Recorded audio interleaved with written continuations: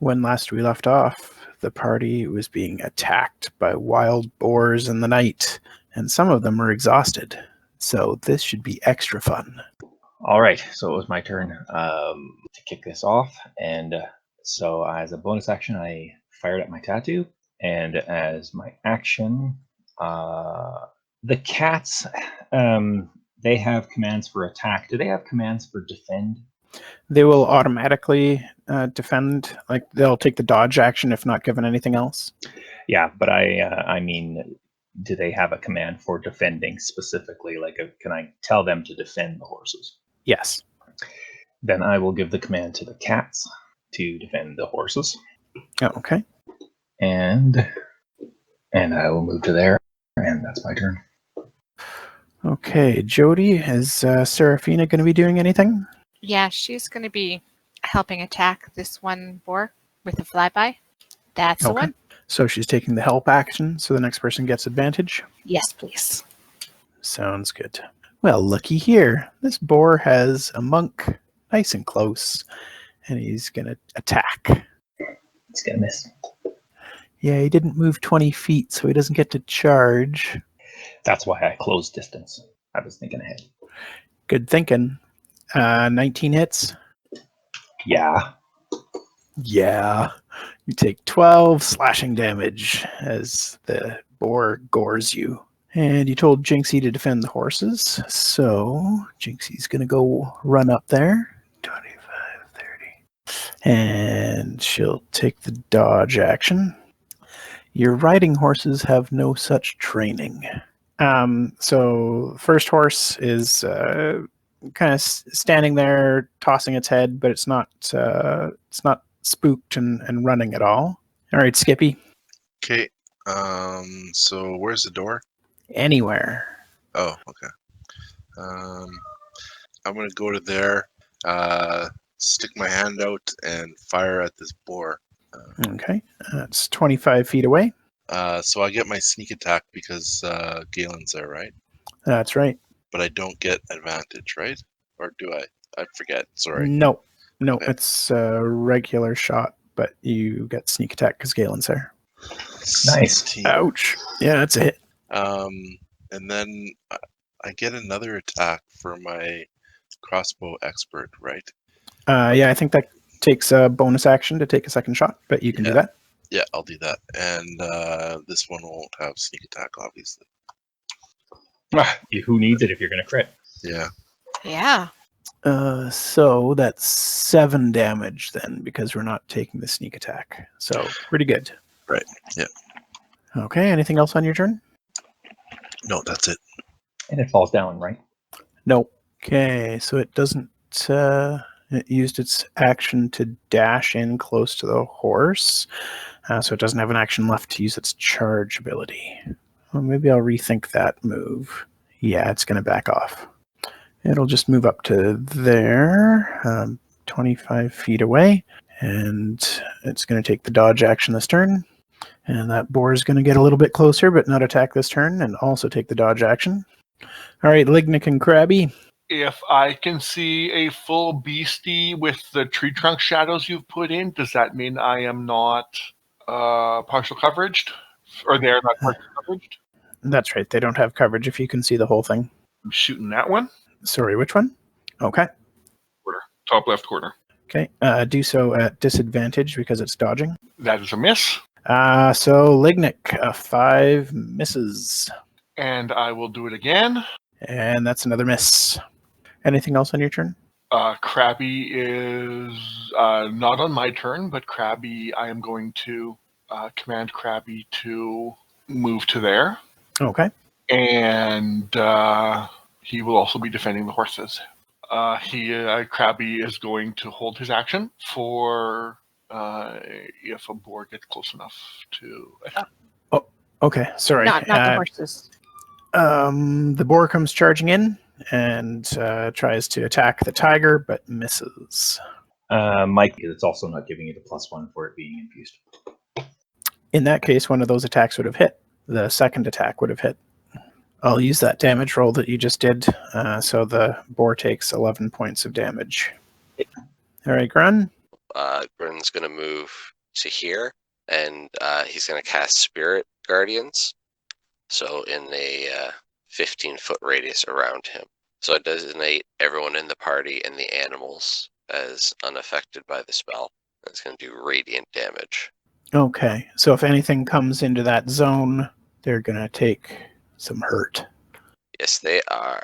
And otherwise, I'm just going to... I can't use my bonus action to try to calm the horses, can I? No, that would be an animal handling check, which is an action. Yeah, fair. All right, then that'll be my turn. Now, Leo was told to defend the horses.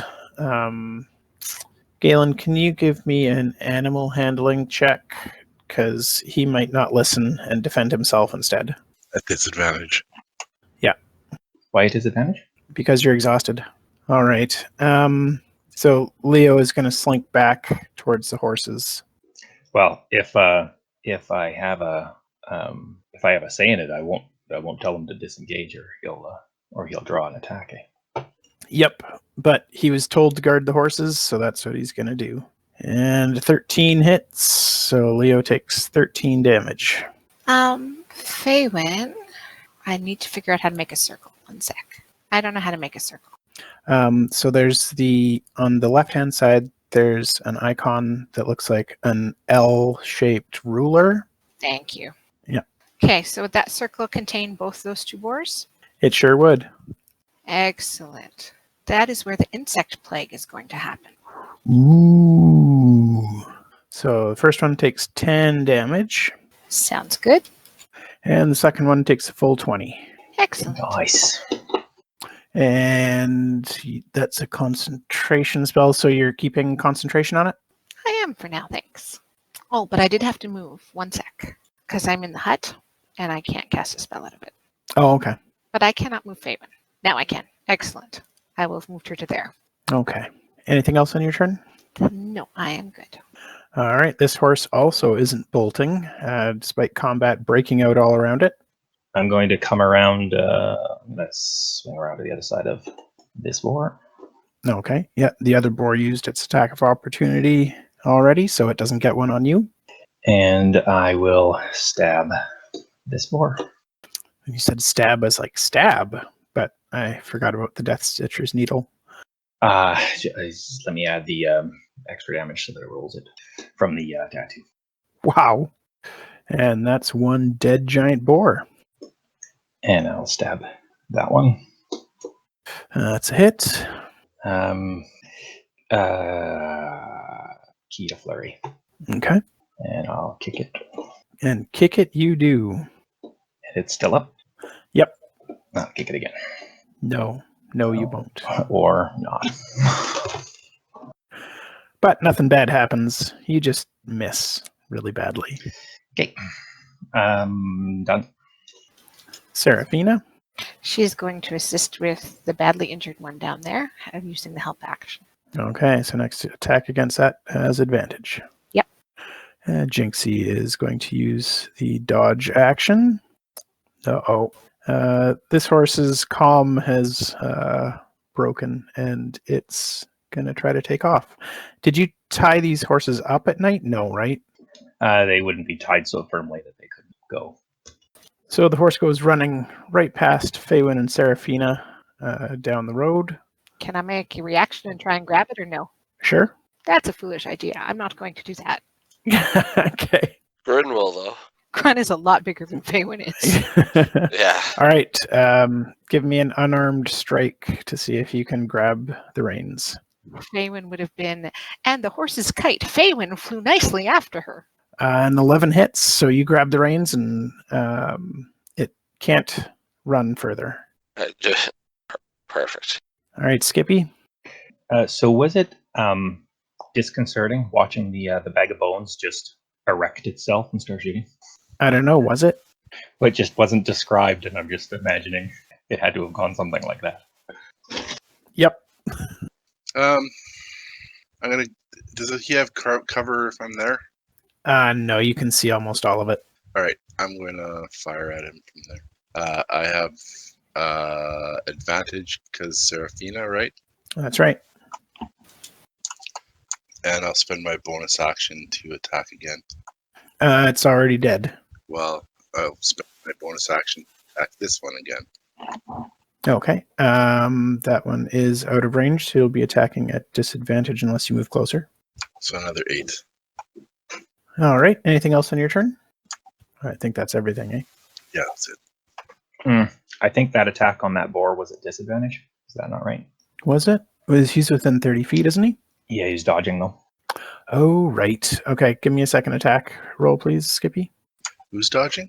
That boar that you shot at. Oh, The second boar. Nice. Yeah, you still hit. Wow, that's a mean charge. Yep.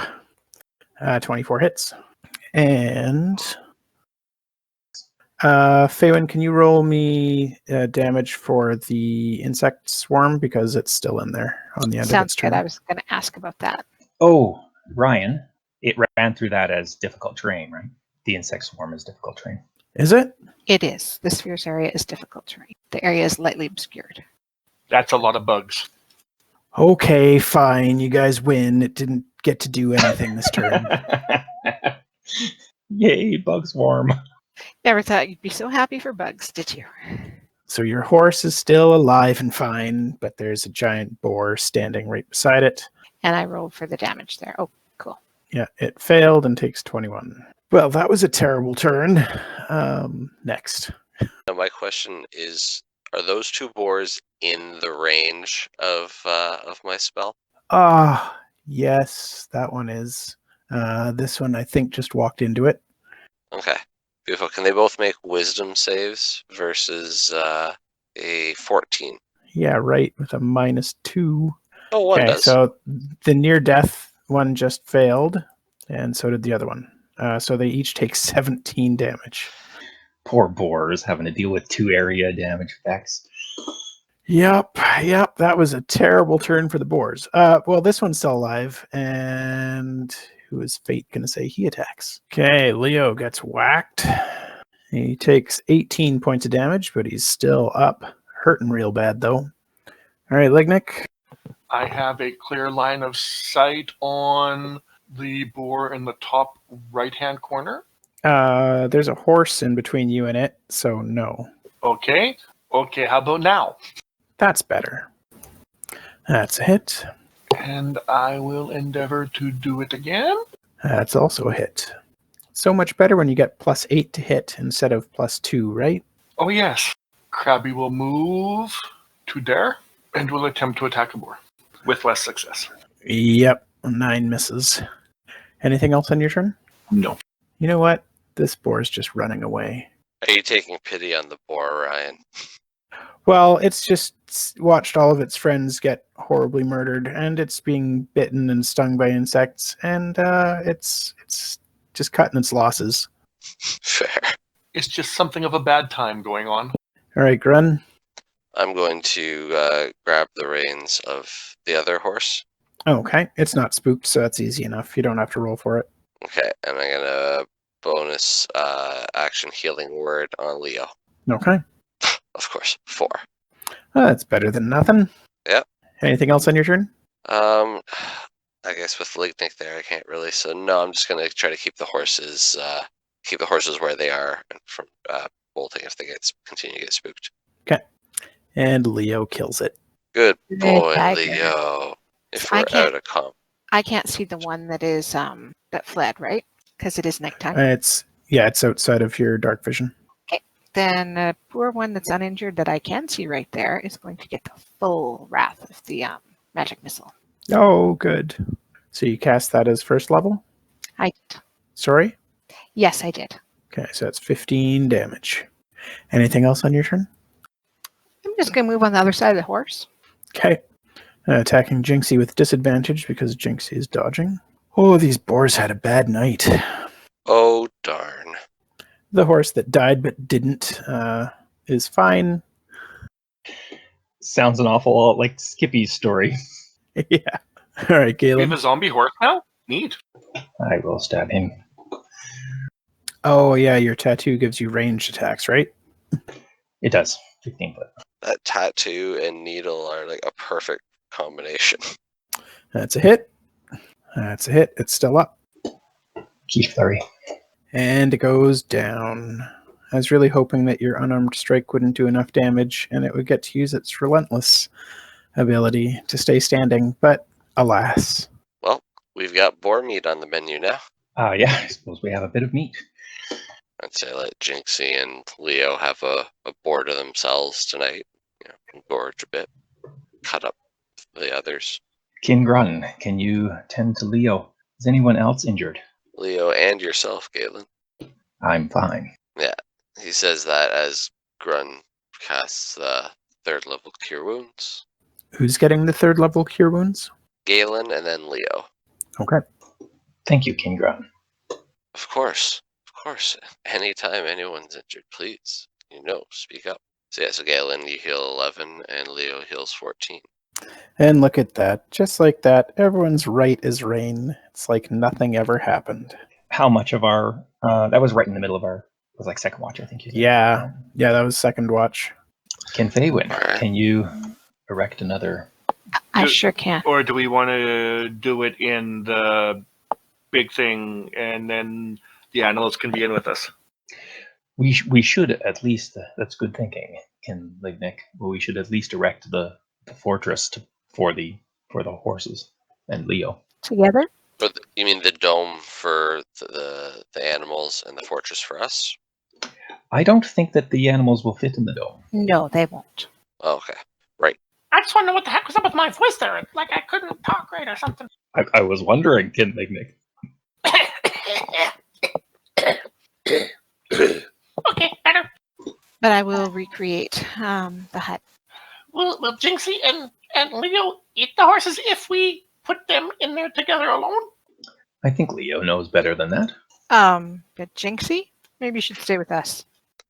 Well, if we give them enough of the boar meat, I think they should be fine for a little while. If they're well fed. Yeah. I think Ken Jinxie should stay with you, Ken Faywin, anyway. Okay. Skippy will look sad at that. Ken Skippy's corpse. Your resurrections are quite disturbing. He just shrugs. Ken Lignick, can you alarm the tower? Yep. Oh wait, maybe not.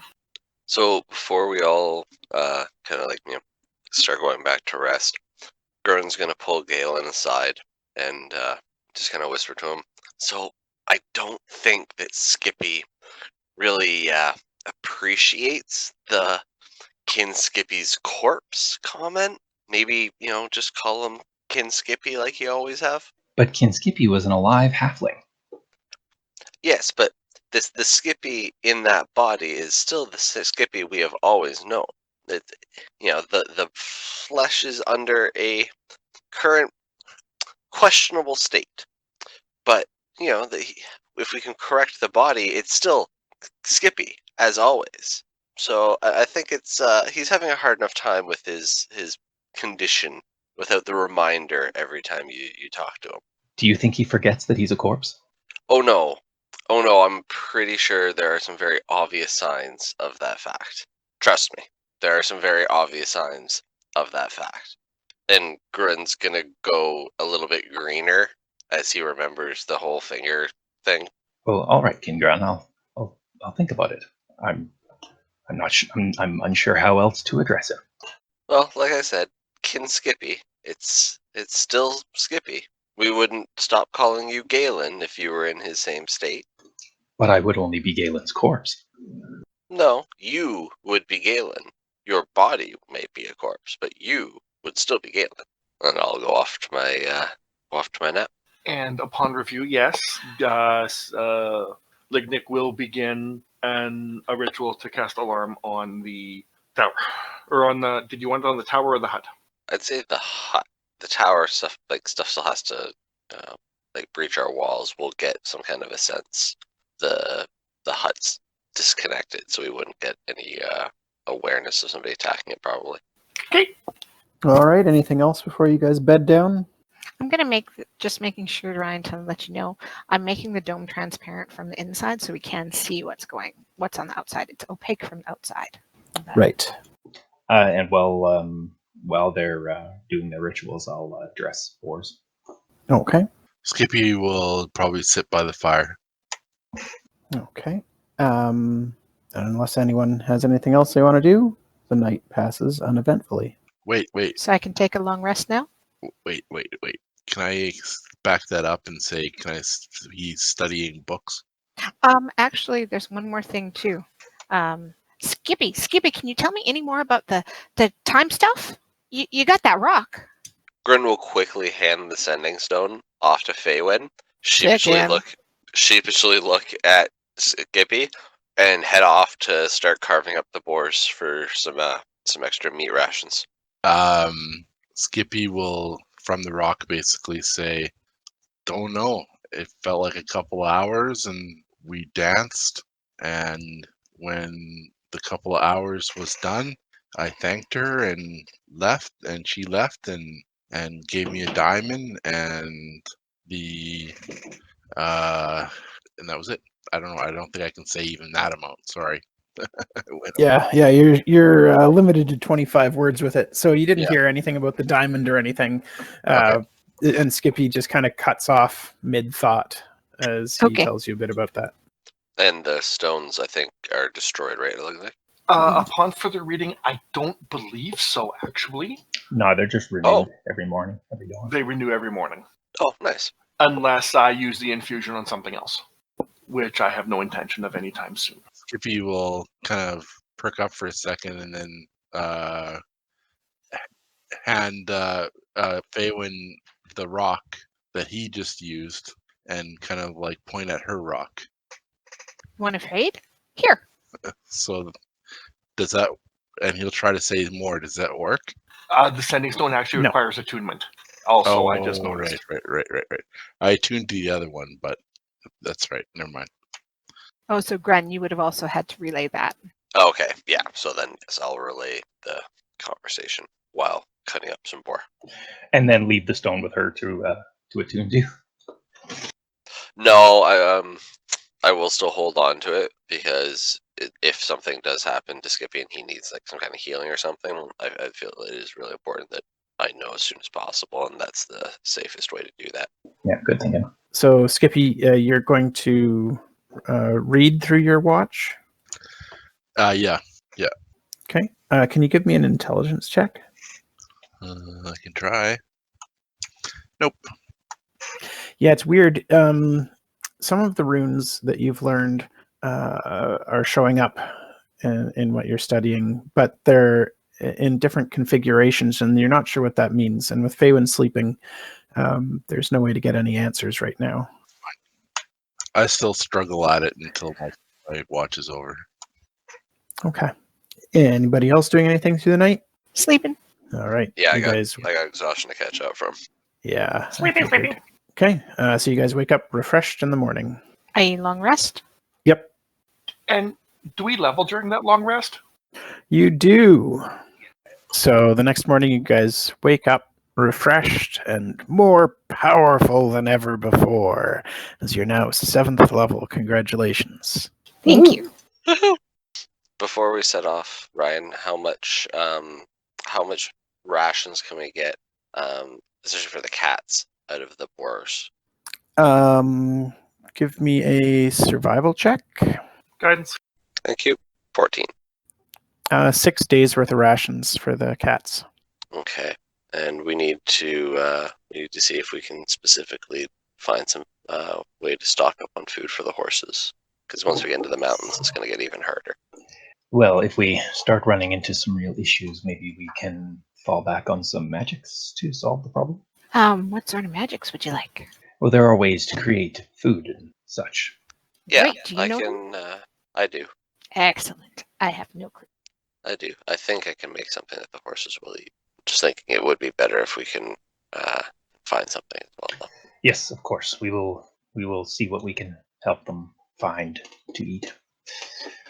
We are very close, my friends. Unless some strangeness happens, we will make our way out of the forest this day. And then we're going to the time place, right? That is in the future. Great. Right after we do this. Perfect. Sounds like a plan. Okay, let's go. Okay. So I will need a survival check to get through this swamp. Guidance. It's Skippy helping. 19 intelligence. And 21 survival. All right.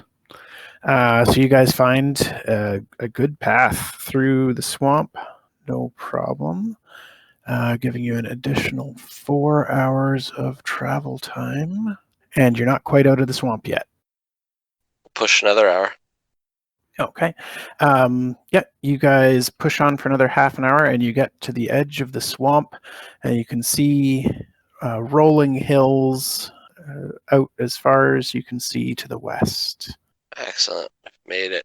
Is it rolling hills? Like what kind of hills? Are these rocky hills, grassy hills? These are grassy hills that you're at right now. If you look to the north, you can see that it does get much hillier terrain, larger hills that are rockier with cliff faces and stuff like that. But to the west, it looks like it'll be pretty clear driving.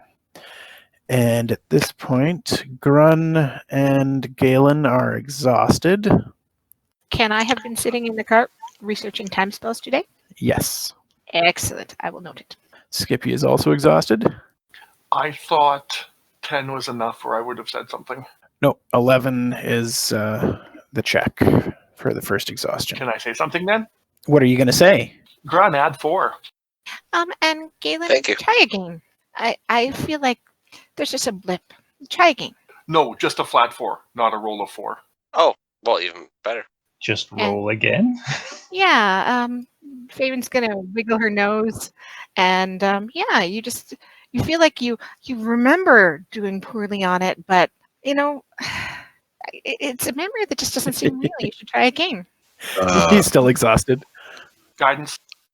You can't guidance this. Okay. Thank you, Worth a Liquid. try. We're both trying to remember the things we do now, though, you see. Right.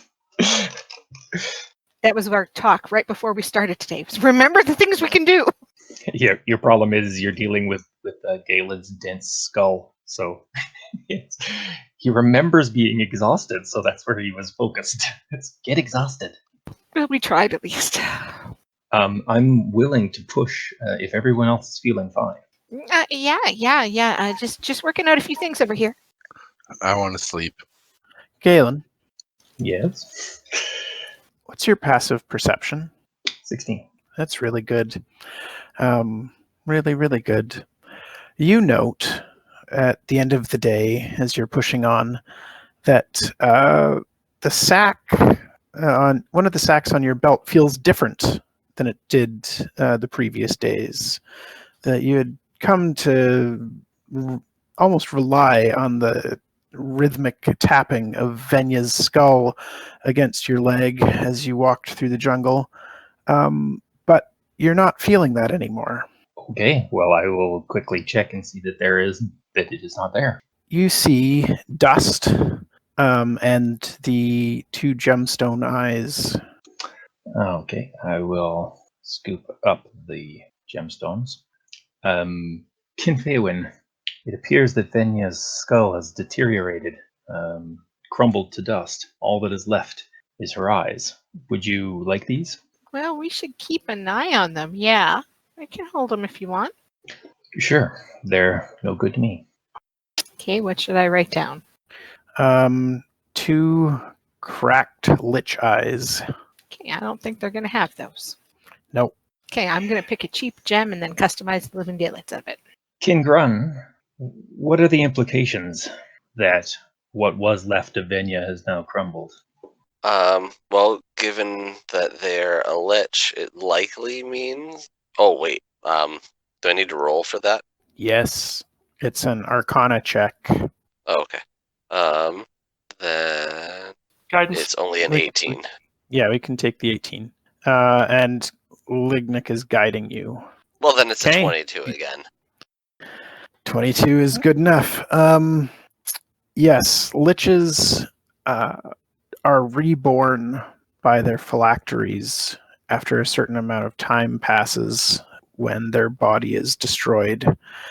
So it's entirely possible that the requisite amount of time has passed and Venya has been reborn somewhere else, But not near us?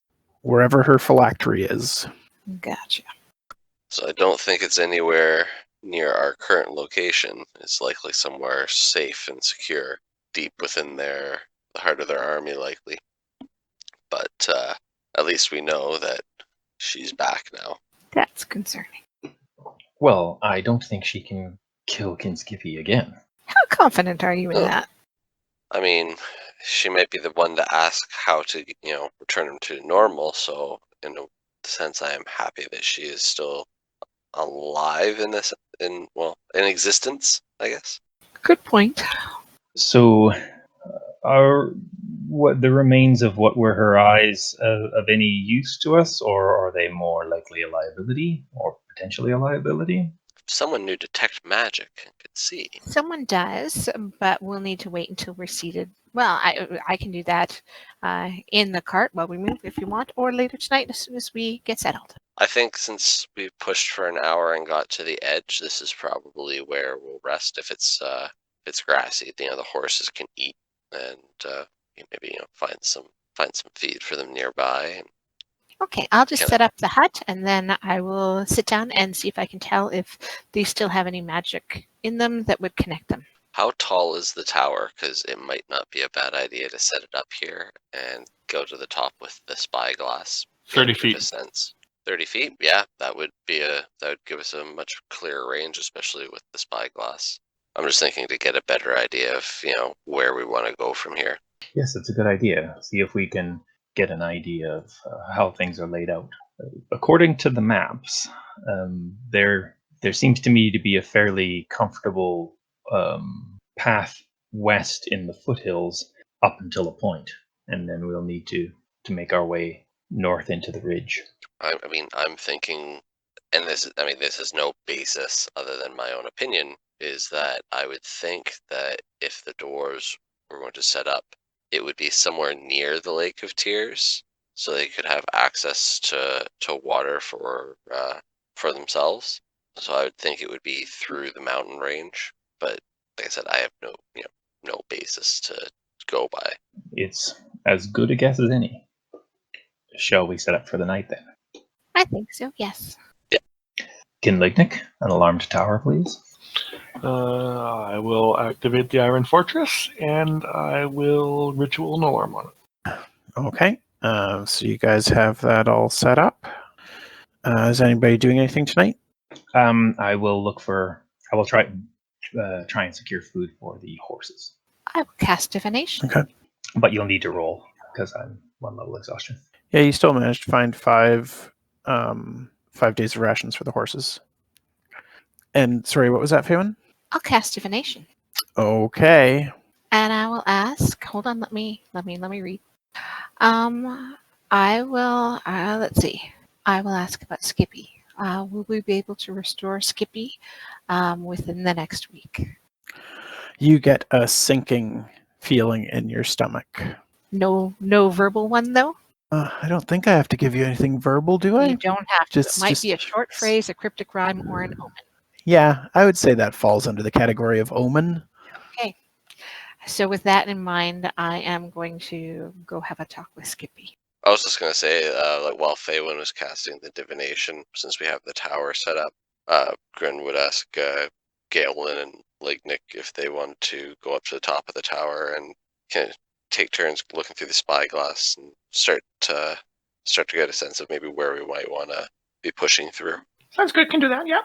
And I would also like to cast, when I've done the divination and the discussion, detect magic on the eyeballs, the former eyeballs.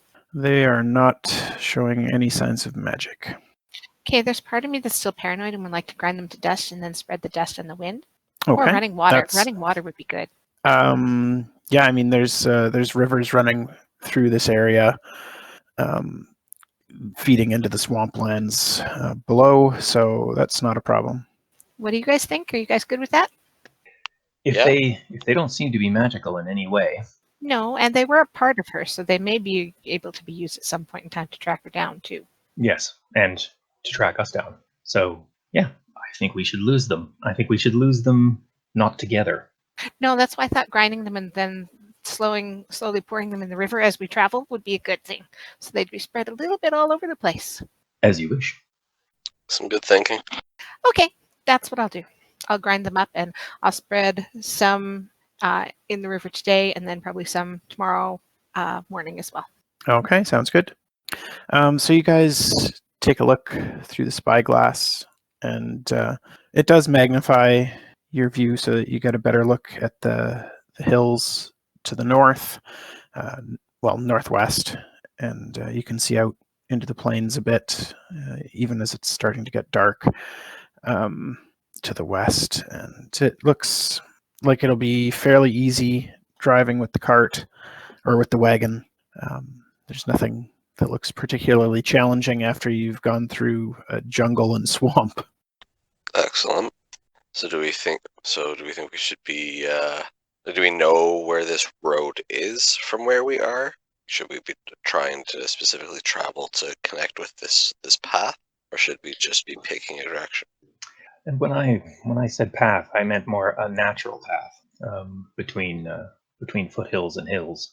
Not like I said before, where we're going, we won't have roads. Yeah. So you're talking like this area over here? Yeah, and west. Okay.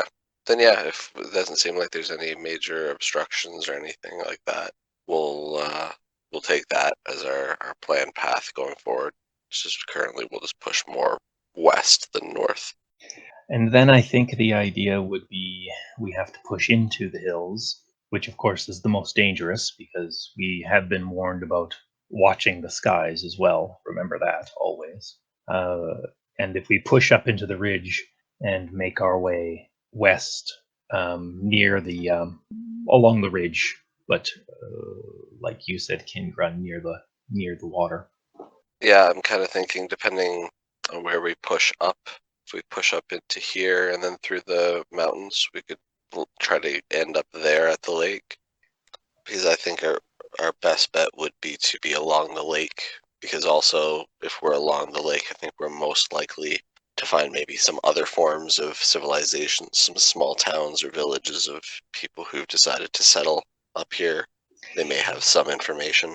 And once we get into a higher elevation, we may be able to see farther as well, see more of the mountains, and see what if there are anything that seems not natural, or looking at the natural things that would be good choices for secreting away a civilization.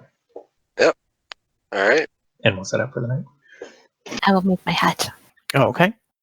Kin Feywin, did you do magics that gave you some sort of insights? Yeah, it just came to me that I could figure out how to do that overnight. Yeah, to learn stuff, because learning stuff's important. Sometimes I can't find everything in my books, so sometimes I need to talk to gods, like Seraphina's friends. I'm sure she's friends with them. Is there any way that you could use that, say at the end of days, to redirect us in the correct path? I probably could, but I figured the whole Skippy thing was more important today, and I don't want to bug the gods. They might get annoyed. Right. So yeah, I could tomorrow. It's just something to think about. I don't think there's any rush. It'll be... I did think about it. I did, but I was terribly worried about Skippy. Terribly. What did you learn about? It was not good news. I don't know if we're going to be able to fix him. Worse than he is a corpse? Well, I asked if we were going to be able to restore him, and it did not feel like that was probably a good answer. So I don't think we can fix him. Well, never give up hope. No, I'm not. And I did put a time limit on it. I figured in the next week or so, because, it'd be important to do soon, because, he's kind of falling apart. I recognize he's not continuing to fall further, but, still, it's a concern. Have you noticed his skin kind of just sloshes around him? It's not the best. Yes, he's very gross. Yeah, it's not very good.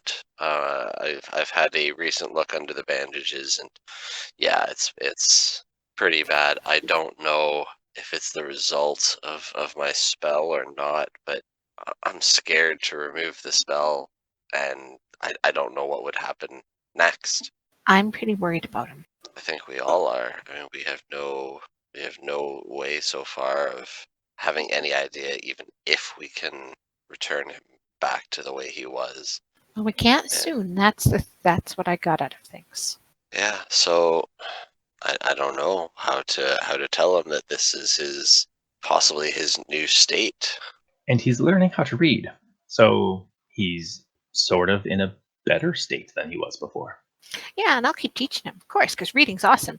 You guys all know, right? Of course, but I fear it's a source of either distraction or fear that he's out of time to learn it. If he doesn't now, then there is no more time if he continues to decay. I hope you're wrong. Well, if he is in fact an undead monstrosity, he should have nearly forever. You should. I don't know. I have no idea how this works, and therefore how long he may or may not retain his identity. Gem Eleanor seemed to think that living forever was a good thing.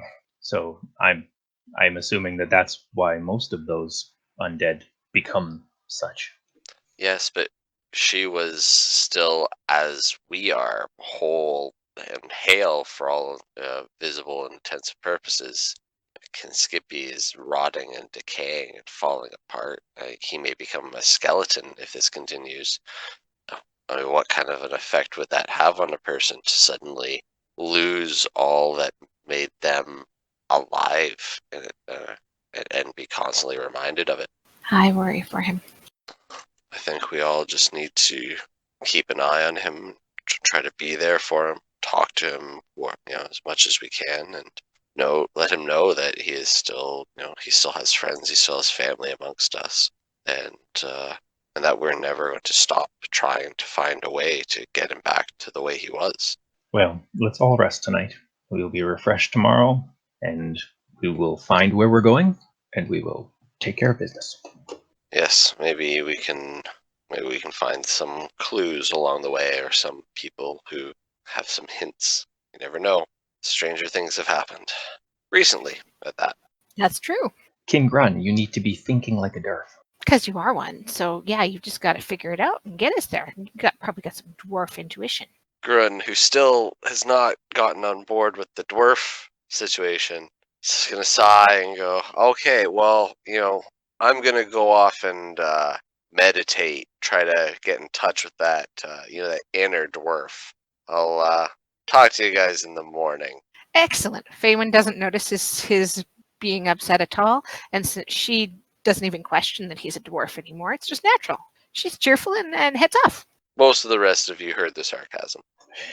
Galen will have picked up on the sarcasm, but also believes and has been told that, he's one way or another descended from these dwarfs, so I don't know what his problem is. Descended from dwarves, but I'm not a dwarf. But anyways, uneventful night, hopefully. Yes, it is an uneventful night. Nothing comes out of the swamps. You don't see anything come down from the hills. And it's a peaceful night of rest. Excellent. The tower is big enough on top that we could put the tiny hut on the top of the tower, right? Yes. Yes. Yes, we could. Sure thing. Oh my gosh. I don't know if that's necessarily a tactical advantage. I think it feels like it should be. It feels like it is because of the fact that there are apparently creatures that can attack us from above. So that way we can stand on the top and fire non-magical ammunition out of the hut, but be protected from attacks from above. So it's a very big tactical advantage. Well, it's entirely a DM's call whether or not we can fire magical ammo. Either way, I'm sleeping All right. downstairs. I'm sleeping in my hut because otherwise the hut disappears. Yep, that's fair. And I'm sleeping downstairs because I have a crossbow that is magical, so it's moot to me either way. I mean, I'm just thinking this is going to come up in the future. Oh, for sure. Like, for sure, because I've abused the hell out of this before. Well, and that's exactly why it always comes up. Because it is effectively an abuse. So, Ryan, we will cheerfully accept whatever you say. Well, I mean, there is an option I'm going to be less cheerful about, but yes. Right, because essentially what you're saying is you can attack things out of the dome and nothing can get into the dome to attack you. That's what that interpretation means, yes. Yes, I'm asking for a spell of invulnerability, Ryan. That is 100% what I'm low-key asking for, is a dome of invulnerability. No issue though with this. Yeah, no issue. How could that go badly? Now you understand why I've not stated that and have been otherwise been arguing physics, because one sounds way more rational than the other one. It does. It's an easier sell if you go the other route. Right? I don't think I'm going to allow you guys to fight from inside the tiny hut. Like, that just, it feels wrong against the spirit of the spell. I think that is fair. Poppycock, but fine. I mean, they can't, it specifically says that you can't cast spells and other magic effects through it. Right, which is why I had to leave. It gives you the sense that the idea is that you're not supposed to be fighting from inside of it invulnerably forever. Like, But the creators thought of mentioning spells and magic effects. Why didn't they think of mentioning, I don't know, melee attacks and ranged attacks? Because they're exempt. But if spells can't pass through, magical attacks, like I could use a normal hammer, but I can't use my fists because those are magical. I mean, that sounds like more of a you problem than a Grun problem, but But anyhow, I think it's kind of cool if we put the hut on top of the tower. Yep. You've got an invulnerable dome on top of an invulnerable tower. beautiful. We don't have to worry too much, guys. I think we're safe for most of our travels at night. Yes, feels a little bit more comfortable with the dramatically reduced possibility that we get jumped at night. Yes, by a significant amount. I think this is our nightly sleeping situation, unless we feel otherwise is prudent. Also, this hut is quite good at providing environmental protection, which we may need traveling through these mountains. Indeed. I mean, the fortress is nice, but it's still a stone fortress. So having the hut where it's comfortable to come in and out of will be of huge benefit. It's not a stone fortress. Metal. It's adamantine. Adamantine. Oh my. I'm sure it's very comfy. Well, not really. It's a metal tower with no furnishings, so it's as comfy as you make it. I'm staying in my hut. Yep. And the night passes uneventfully, and a new day dawns. Excellent. And what do we see from the top of our invulnerable tower, from within our invulnerable bubble? Pretty much the same thing that you saw the previous night. There's, you can give me some perception checks. Hey, that's better than Faerun usually does. I hate rolling perception. Hey, I love it. So, Galen, you get a good look at the land, the lay of the land, and it matches exactly what you saw in your maps. They're clearly up to date. You don't see anything that would lead you to believe that there's civilization in the area. You don't see any buildings or smoke or anything like that in the vicinity. And looking at the mountains, paying attention to places where a person or a dwarf would blaze trails for wagons for hauling materials and things like that, like between mountains. And there's no old trail carvings or and if there are none of those, then looking where one would choose to put those. You aren't close enough to the mountains to get a good look at them. Like, those are still a day's travel away. All right. Well, my friends, shall we push another day? Yep. Yeah, we gotta keep going. We should be making better time now, I think. Can I keep Yeah. spending the day in the cart at doing study? Yes, you can continue to study. Galen, there's no need to do survival checks to find a path. It's clear plains with gently rolling hills to the west. So it's all on Grun to roll me an intelligence check as he drives the cart. Now, he just leveled. Did he gain a proficiency? He just No. gained proficiency by succeeding today in driving the cart. That was 10 Yes. Congratulations. 10 days of trial by fire. 8 days of trial by fire this time, and 2 days previously with Ariadna. So he is now considered proficient with driving the cart. King Grun, you've had your eureka moment. Yes, all of a sudden I'm sitting much more comfortably and we're moving a little bit smoother because I can now add +3 to my intelligence rolls because that's what my proficiency is. It's wonderful. Do I get my +3 to that one or all subsequent ones? All subsequent ones. King Grun, you seem very comfortable. Well, I mean, I gotta say, after that forest run, this feels like nothing. I mean, that was a little bit of all the worst of driving a cart. I mean, I assume we'll have to see, but yeah, I feel a lot better about this now that we're on some relatively cart-friendly terrain. So you should be able to haul this up into the mountains with no problem whatsoever. I mean, as long as we have some form of path, yeah, I would like to think so. But the question is also if the horses can handle things. This could get a little challenging, but we'll have to try it. We will travel our day, and if nothing happens, then we will push after that. I will have also dumped, as we've traveled, the remainder of the eyeballs over running water today. Sounds good.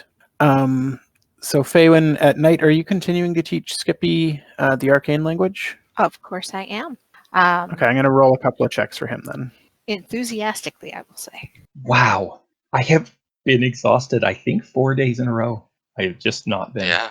I haven't been eating properly or something. Perhaps. The rough ride of the cart. Yeah, so like it's been really bad on you. You still haven't shaken it. I would also like to cast divination again tonight after setting up the tiny hut. Okay. Also, Grin would have let everybody know that this is kind of the destination, unless we find some other other reason why not.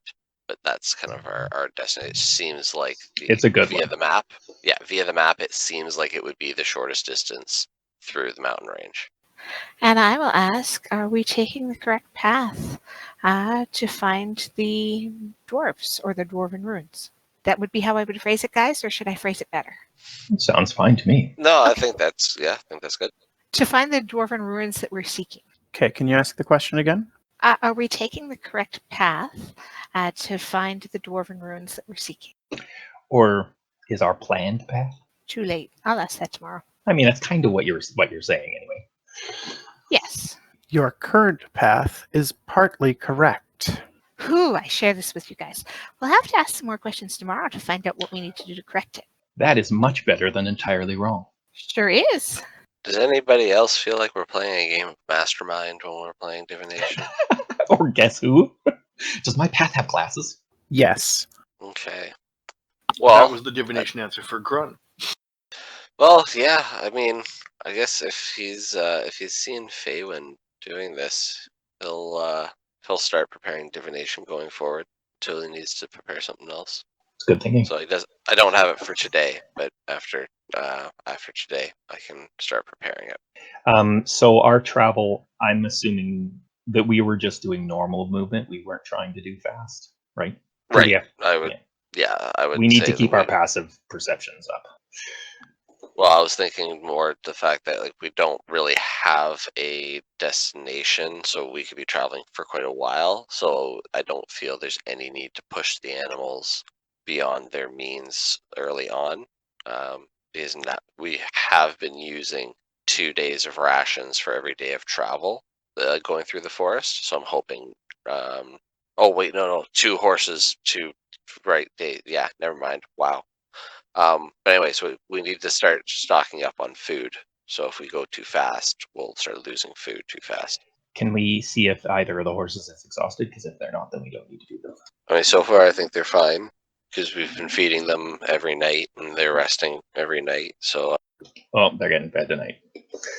Yeah, they're both tired. yeah, this is at the end of today's travel, right? That's right. After you guys push for an extra hour. Okay, just checking.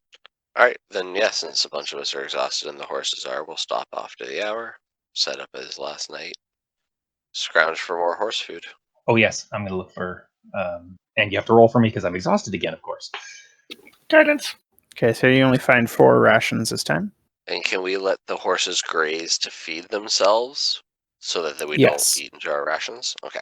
Then, and would I have been able to do that last night as well? Yes. Okay, then I'm going to tack on some extra Just because we rations. had just gotten out of the swamp part. Yeah. Perfect. Thank you. Kin gnomes, would you build our Tower of Power? Yes! That's now what it's called, the Tower of Power. Should it be the Power Tower? Power, on it. Alarm, coming. Yep. Kin Lignic, can you work on making this thing mobile? Moving fortress. Oh, we need to find a wish spell. Maybe? And I would really have to restrain myself because I would want to prioritize with the wish spell a mobile fortress over giving Skippy his body back. Time magic, you guys. We could go back in time and fix it. And we could take all the time we needed to make a mobile fortress. It's the obvious winner. And yeah, Faven will spend a bunch of time with Skippy to help him continue learning. Okay. And we'll see how the night goes. Ooh, Oh, Skippy. He's tired Skippy today. had a bad night. limited to 24 words a day is exhausting. Actually, can I noticed Skippy seems to be struggling, and I think he might be missing it. I think he should try again. Oh. Well, Yeah. can't do any worse than a 1. But not much better either. Got it. No, your time magic doesn't seem to be having much of an effect so far. You guys have to get better at this. And +4 it while you're at it. So you got an 8. Well, that's good enough for a day of learning with a teacher. I am going to sit the whole party down and say, okay, you guys, sometimes things don't go very well. And I just kind of try and flex time around you a little bit. And you have to try not to do the exact same thing over again next time, okay? But wait, how do we know when you flux time? We can just work on it. Try sensing it. Okay. Okay. Would I have gotten a sense when she did it? Like, would there be a noticing that? Is it like a glitch in the Matrix? Faven, can you link the ability? I will, but the answer is probably no. Okay. But she will be certain they should be able to. I can't link it, but I can paste it in. Yeah, I'm thinking you guys might be experiencing deja vu at this point, where you do something badly once and then do it badly again. I copied it into group twos. I was just going to say it quite possibly would feel like a deja vu, where it's like, didn't I do this? I did it exactly badly the last time. And Faven is certain if they just pay attention, they'll notice they can improve next time. And she'll be very encouraging. Yeah, I don't think there's an actual effect that you guys feel. But yeah, you might be getting like this deja vu feeling when you fail a second time. I thought that already happened. It's a weird sensation. Anybody else doing anything tonight? I am going to once again try asking Dowreth about Skippy. 1/3 time's the charm. Okay, give me a persuasion roll. 18. So nope. Nope, that's not good enough. Dowreth is I'm having fun. Add +4. 22 is good enough. How many times did you do There that? you go. Up to his intelligence modifier. Oh, right. That's right. He could just toss those around. And it's a reaction. Oh, that's beautiful. Very nice. So this night you do receive a response as you open up your mind, and apparently 3rd time is the charm. You call out to Dowreth, and he says, "What is it?" Well, our companion Skippy seems to have been turned into some form of undead by Venya, yes. Venya, thank you. Sorry. By Venya. And we're hoping there's some way to restore him to his living body. There is a way. You are sadly inadequate and cannot. Is there someone who can? I don't know anybody in your realm who is capable of casting such a spell that would bring him back to true life. But there is a way if they're strong enough. Does it have to be a cleric? Yes. So we just have to find the strong enough cleric, and we can maybe get him back. Do you know if there's a time limit on how long we have to do this? Just a second. 200 years. That's what I thought he was going to say. Yeah. All right. Well, you know what? I think hopefully we can find somebody. And how inadequate am I to perform this? I.e., what level of cleric would I have to be able to, help to perform whatever I need to perform? You will need the most powerful spell that you can imagine to be able to bring him back. It is a wish spell. No wishes for wizards. It's going to be true resurrection. Oh no. Got 200 years. Hey, when we get to that Yeah. point, I get to destroy him. I mean, undead are kind of Grun's thing, so if it comes right down to it, I got to turn Yeah, undead. that's true. I mean, it's not. Yeah, Skippy's probably stronger than that right now, but yeah. Okay, that's very disheartening to Grun. Okay, thank you. Don't bother me again until you have begun on the quests I gave you. And he shuts down. Okay, so coming out of that, he's gonna kind of look over at Faywin and say, "Well, you won't have to ask about what we can do for Skippy anymore." Oh, you got an answer? Yeah, and it's not a great answer. And I explained to the party that only one of the most powerful clerics in the realms would be capable of restoring Skippy to his former self. Then you will be able to do it in no time, King Grun. I am far from their level. It's not going to be a quick fix, and the likelihood of us coming across somebody of that level in our travels currently seems greatly unlikely. But who knows? But I think we have to tell Skippy. Yeah. And at that point, Rin will have that conversation with Skippy and let him know that, we do now know what we can do. Like, there is something that can be done. There is a way to restore him. However, it's just going to probably take some time and maybe be a bit of a challenge. A bit of a challenge.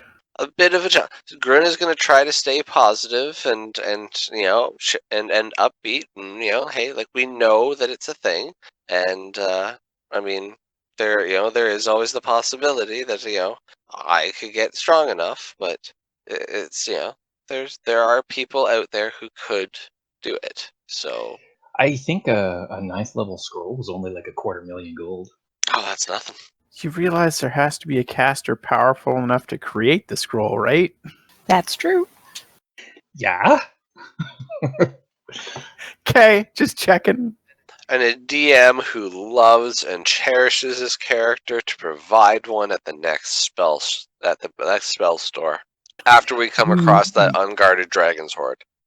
Nope. When we looted the boars, did any of them have a nice level cleric spell on them? No. You're impossible. I know, right? Such an awful DM, not just giving you what you want as soon as you want it. You never even rolled to see. Okay, the wild boars wandering through the jungle do not have a treasure hoard to loot. Might have ate a coin pouch. Might have eaten an 18th level cleric, that happened to be wandering through the woods. Man, I don't get Just it. All the always had a gold coin or two in their stomachs. I never understood it, but I mean, it's weird that it doesn't happen anymore. So do we get through the night unaccosted? Sleeping. Not at the rate we're running our mouths. yeah, this has been such a long night. Yeah, it goes peacefully. You just don't want to deal with it. Good morning. Good morning, Kinveywen. Are we doing more karting so that I can study more time magic? Oh yeah, I see no reason why, until otherwise said, Faywin is not always riding the cart and studying. I think Okay. I'll generally, when we're traveling, I'll be with the cats. So it's a 14. Times. Yeah, you don't actually have to roll, because you're now proficient with the cart, so you're comfortable driving Okay. it through open fields without needing to roll anything now. Yeah, like you'll roll if it's a very tricky situation, like if you're like combat driving or something like that. Yeah, But otherwise, if you're just doing easy driving, you can just do it now. wonderful. Now, is that the direction that you were heading in, continuing west along the easy way, or were you going to start heading northwest up into the more hilly regions? I think we're heading north now that we're going one west and then heading. Was that right, Grant? Yeah. Okay, Well, now so- that we're here, I think Faywin and I would want to set up for the night and cast our divination spells to determine a better, sorry. How much more travel do we have for the day? It takes you 8 hours to get to where you are now on the map. Okay, then we certainly won't push until we have some insights, if we can find any. Yeah. So tonight there'll be no extra push. We'll just set up after a full day's travel and ask our divination. What are you going to ask, Gren? If you do your divinations and north is the right thing for us to do, we could then push. That's true. I was thinking, Faywin, that one of us would ask if heading north is the correct direction, or if heading more west is the correct direction. Okay, why don't you go first, and then I'll try and clarify afterwards. Okay. So I will ask. Oh, actually, we know that going partway north was partway correct. So We know actually, I we've guess generally one of been us- heading in a partway correct direction. Yeah, so we already know that that's partway correct. So actually, yeah, maybe one of us should ask if we need to be moving further west, and one needs to ask if we need to move further east. Does that make sense? And Ryan, now that we're here at the hills, is when I'll be paying attention to where there are potential paths and where there may have been paths, scars of old paths left behind. Okay. Can you give me a survival check? Guidance. And can we pretend that Skippy would be helping out? Add 4. Lignic. I think I'm starting to love this whole. Yeah. This whole, you guys can do better. We need to give you some pom poms. I have a question about this. Lignic, is that an action to do that? It is a reaction. Okay, so you can both guidance and give the +4. You're excited Beautiful. about that, aren't you, Ryan? Oh yeah. Nothing can go wrong with this. Every party needs a Lignic. The Lignic and a Faywin. To be fair, I can only do that one 4 times a day. Oh, is that all? Oh darn. If it's any consolation, I can only do mine twice a day. Okay. Oh, poor Ryan. Also, as a slight amendment to it, basically every time he does it, he's got a throw off line of, "Hey, try this," and he'll say something remotely relevant. Okay. So 22 for survival is lots. You scout around the area while they're doing their divination spells. And you can see that there are tracks in this area that are extremely large and do head up into the hills and mountains beyond. It looks like there is a natural pathway that would lead between some of the nearest hills. Okay, and we'll be keeping an eye in the sky from now on. Yep, sounds like a good idea. Okay, who's doing divination first, and what is your question? Go ahead. So do we? But Chargers, do we agree because we know The that west one the- first, and then I think we decide after that what we do. Okay. So I will ask, based on our current set path, would we be closer to our goal heading further west? Can you please cast divination into the chat again? I need to read it carefully. Yep. You are no longer in contact with Dowreth directly.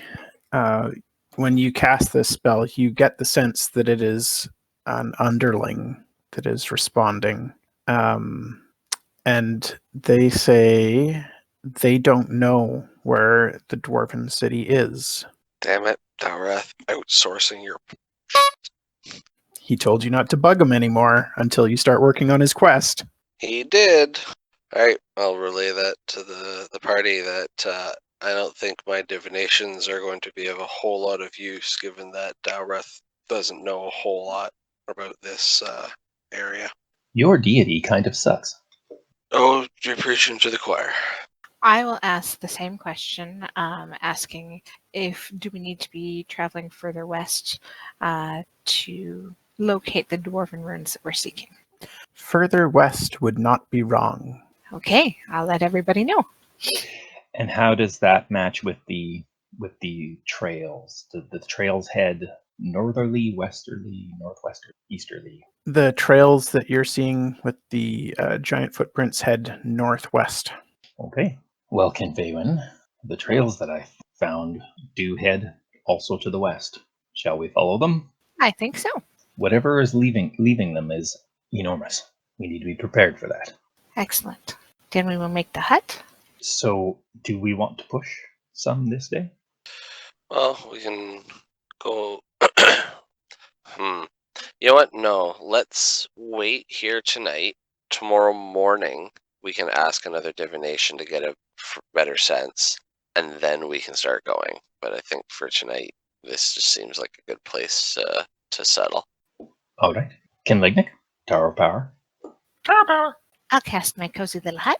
We will dance. I'll invite anybody who would like to join me to do so. Hard to do. Well, I can still do it bare feet, but up on top of the tower, it feels a little weird. So I'll keep my shoes on. Yep, I'll join in. Excellent. You know, I have to say that sometimes when I'm attempting to do something, I really do appreciate all the encouragement that we get from you gnomes. It does seem to help a lot. Excellent. So you just keep watching out for that time magic then. Of course. I'm sure you'll pick up on what it feels like. And I will also help Skippy learn runes again tonight. Okay. Guidance. I'm sure, Kinlignick, with how helpful you are, that would be very frustrating to any supernatural beings looking down upon us, hoping that there would be a challenge to the things we are trying to do. That supernatural being figures you guys are 7th level now, so some things should be easy. So tonight, yeah, you have a lot of success with Skippy. He's finally figuring out that runes that are inverted mean the opposite of what the rune actually means, and that they can also be in other some of the runes can be in other positions as well, which gives them slightly different meanings. And so he's getting fairly good at this. Not quite what you would call a beginner's grasp of the language, but he's definitely getting close. Excellent. You'll be there in no time. And anyone who looks will see Lignick is doodling and drawing and trying to figure out some kind of a siege weapon. Oh, and when Galen sees him doing that, he'll come and start to help, but totally not in a technical fashion, completely in an artistic. Like, oh, the siege weapon definitely needs flourishy wings. And shading over here. And Ken Lignick, your perspective is all off. Lignick's face will scrunch up in concentration, and he will say nothing. And don't forget fire. King Grun, I'm sorry that your god is being uncooperative. Yes, he's not really willing to speak until I begin his tasks, which he has set out for me. what tasks are those, by the way? There are twofold. One is to assist in eliminating the avatars of the gods which he has entrapped. Still rather reluctant upon that one. However, the one I think I can bring myself to work on is to assist him in creating his own avatar here on our plane. Is that why you attempted to kill yourself with the avatar in Belshani?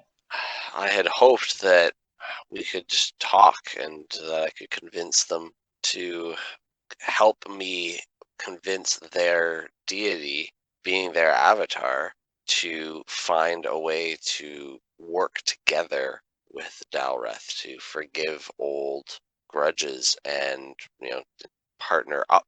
It went very poorly. Your god doesn't seem like the forgiving type if he's wanting to kill other gods as avatars. Well, it doesn't sound like the other gods are either as or any more forgiving either. And I'm not sure how much success there would be, but I figure that if I can help him in gaining his own avatar here, then maybe they can talk themselves, and maybe they will have a better chance of coming to an agreement, a truce even. Is this god of yours why you've been hiding the time magic from me this whole time? No, we just don't really feel that there's no concrete. I mean, we have no concrete evidence of anything, but there's no evidence that the time magic will allow us to go back. You don't believe in time magic? I mean, I believe that there's something to what you say in theory. I mean, absolutely, I believe the theory of time magic. And she puts Gren in stasis. Please make a Constitution saving. Oh! 16. She'll try again. Sometimes I don't get this right the first time. That's all right. I use Chronergy to make you roll again. Okay. Oh my god.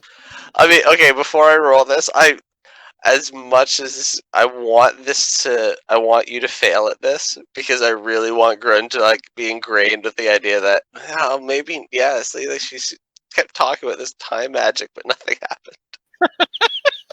Keep rolling. I've got another one. I mean, Grun is looking more and more skeptical. Are you serious? She stabs her foot. I'm an orc. She stabs her foot. She's like, I am sure magic works on you dwarves. And she tries the stasis again. See? Look at him. Took him out of time entirely. And she looks in triumph around at everybody else. That was more work than it usually is. Or that I feel like it should be anyway. Wow. Oh, I'm so sad it didn't. Sad it didn't. That was awesome. See? Do you believe so you put... I mean, Grun is in stasis, so I don't imagine he's aware of anything that's going on. No, you're only in stasis for your turn. So Yeah, 6 seconds. I'll move and I'll be somewhere else when you come out of stasis. And I'll poke you in the side and say, now do you believe me? Well, I believe I must have blinked and you shuffled off to the side for She'll do her last one.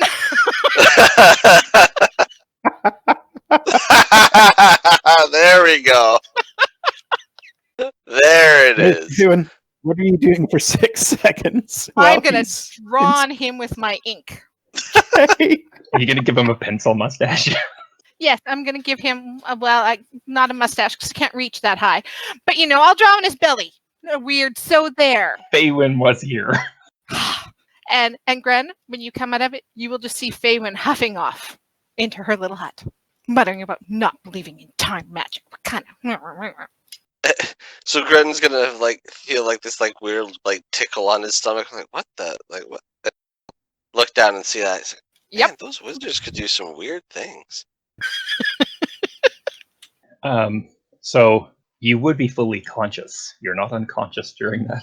Oh, I'm conscious that I'm just frozen in space for 6 seconds, but I'm aware. You're just incapacitated in speed. Oh, okay. So so she's not messing with time then. To me, she's just paralyzing me. I'm freezing you in time. Okay, so Potato. yeah, myself knowing of the spell hold person, I'm gonna think that it's just something. It's gonna think it's something along that. Are you gonna tell her that? I mean, not after she went off in that huff, but in Grun's mind, he's like, okay, so it's just like a low-grade hold person. All right, I mean, that's magical. Oh god, that'll be funny. Yeah, so Grun, I mean, he's willing to go along with it. He agrees that the theory seems sound, but I mean, you have not displayed anything that overtly shows him that time magic is a thing. That's just because nobody here is able to actually recognize when I've been giving them second chances and they've been screwing everything up a second time. Absolutely. It's all their fault. If they just pay attention to the flux of time, they'd be able to notice it and take advantage of it. Of course. You're absolutely right. In theory. King Grun, it looked like she was able to slow you down to almost nothing for a moment. Thanks for the phrasing there. It feels like, she just kind of froze me in place for a little bit. But I mean, I don't see how that messes with time. I can do something similar. That could be very useful in combat. She should use that against our enemies. Yes, it could be very handy. It's nice. It was nice to have a demonstration. I'm dying laughing over here. Ah, it's great. This is going to be a thing. When she says, hold on a moment, she means it. Yes, she's very literal about time. Oh my god, that was amazing. Just watching Faywin unload on you with all of her abilities at once. That was great. I mean, Faywin has not had to put that much effort into like an enemy. No, they've always been much easier that way. You were just difficult for some reason. Well, it's the first time she's really tried some of those things. So, she's just getting the hang of it. And not even remotely prove her point. Yeah, exactly. And did not succeed at all. Perhaps you should try not to annoy the gnomes. Apparently, they have rather fiery tempers. The ink may take several days to come off of your stomach. Yeah, I don't know prestidigitation, so yep, it does. She does. She's not going to do that. None for you. Yeah, he doesn't even think to ask like Nick because he's not going to ask her to go against what Faywin did. I can't do it anyway. Ah, there you go. All right. That reminds me, King Grun, you still need a tattoo of Corollaire shooting you to death. Yes, well, we still need to find a tattooist that isn't undead. What's with the tattoos? I am a tattooist. Are you a trained tattooist? I am a trained tattooist. What's with the tattoos? Well, it's just it's a thing that was very popular in Korthun. Saying so now. And very much Galen is a large, what's the word I'm looking for? Purveyor of tattoos, especially ones that represent accomplishments in your life. Yes, actually, Kin Lignick, that reminds me. You need a tattoo of a bone dragon breathing shards and killing you. That'd be pretty big, wouldn't it? I mean, if you want. Grun will take you up on that, and I'll ask you to find a way to work the tattoo around the wound that was left. I am more than happy to do it, King Grun. There we go. He'll have you put it on the back, like where the wound came out of. Do you want me to do it now, this evening? Yes, we can. I would say that we would start that most of the evenings when you're willing to do it until it's completed. Well, remember that if you can receive a tattoo and still sleep, I can tattoo well into the night. No. Ah, Don't underestimate his con saves. see, there's like evidence to the point. Everything is now compared to an angry gnome. Unstoppable force, immovable object analogy. The litmus test, yeah. I'm saying you can't sleep through a tattoo. That's fair. But Galen's just that good. Enough ale. You can sleep through anything. Exactly. Can I pass out through a tattoo? If you knock Grun out, then yeah, he can sleep through it. But isn't it bad to be drunk when you're getting a tattoo? Yes, it is. Yeah, 'cause it thins your blood. And it's bad to be hungover when you're driving a cart. Yeah. Don't drink and cart, kids. Ryan, are there any dead trees or anything that we've been seeing on our travels? Anything that we could pick up to add to our firewood supply? You've been going through grassy plains for the most part. You could have gotten some back in the jungle. Oh yeah, I was not thinking of it at the time. Grin was way too distracted. Yeah, no, you can see that the mountains are forested, so as you go up in there, you can look for firewood. Other than that, I don't think there's anything else we're doing this evening. Is anybody else doing anything? Well, I already did divination today and said I was helping Skippy, so I'm It's good. been so long, I don't know if alarm has been done, and Yeah, I assume when you do your Tower of Power, that's part of the deal, right? yes. Yeah, so that's all set up, and I'm going to start rolling. So who's on last watch? And that's the gnomes. So you guys are up and doing your morning routine, Faywin and Lignick. When you note flying figures in the early the early dawn. Like it's still dark, but it's just starting to lighten in the sky, and you guys can see something flying off in the distance over the mountains. Do they look like bone dragons? Give me a perception check. Sounds good. You might also want to like elbow Lignic. I look too. Does that look like a bone dragon?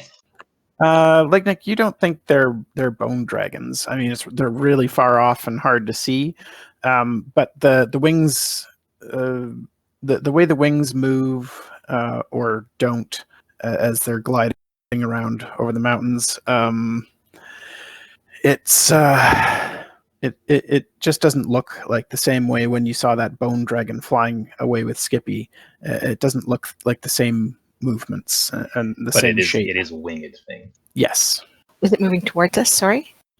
No, it seems to be circling around in the mountainous areas that you're heading towards.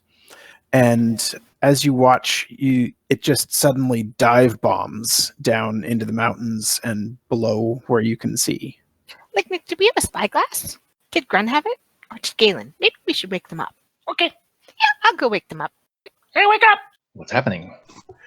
There's flying things, and did you have the spyglass? I don't know what the flying things are, because, well, they're right out there. I do. Here you go. Thank you. I'll trot back up. Are they still there? Do we know how many legs it had? You should ask Lignic that. Yeah, you didn't get a sense of legs as you were seeing it. It was quite far away. I'll give the spyglass to Lignic. And Lignic shall spyglass around. Okay. By the time you get the spyglass up and are looking around, you're not seeing anything up in the sky anymore. Whatever it was has gone to ground. We should go to the same spot. They looked like they were going in our direction. Was the flying thing off to the northwest? Yes. I'll go upstairs to where they are, because I was sleeping downstairs, and I will show. I will describe where it dive bombed while he's looking through the spyglass. Okay. Well, yeah, that was down. That was up in the mountains to the northwest. It definitely sounds like one of the things we need to look out for. Dive bombing from above. Let's go check it out. Maybe it's eating something we want. We should save it, or maybe it's not, and we should help it. We are headed that direction. I'm sure we'll find out what it is. Just hopefully we see it coming. Yeah, we should have somebody who's good at look at things in the sky. I don't think it should be me. I think Ken Lignic is always watching for things. Well, try. I will finish my meditation if there's more meditation to finish. Okay. So the rest of the watch goes by uneventfully. So that's enough for long rests all around? Yep. Are you going to bother memorizing divination this time, Greg? No, this going forward, I'm going to prepare stone shape since we're probably going into getting ready to go into the mountains. So I'm just going to have that. It's that or freedom of movement, but I can only cast it on one person or creature at a time. Are you feeling a little vulnerable after Feywin's attack? Oh, no. I was thinking freedom of movement just was, I would have been casting it on the horses, obviously, if I could have. But I could only cast it on one horse, so it wouldn't really help, I don't think. If one horse can move through difficult terrain easily, but the other one can't, I feel like that would almost make it worse. Yep. So so I was just trying to think of what else I could pair with it that's beneficial to us, and I think stone shape right now would probably be our best bet. Do you have any spells that will help against flying creatures?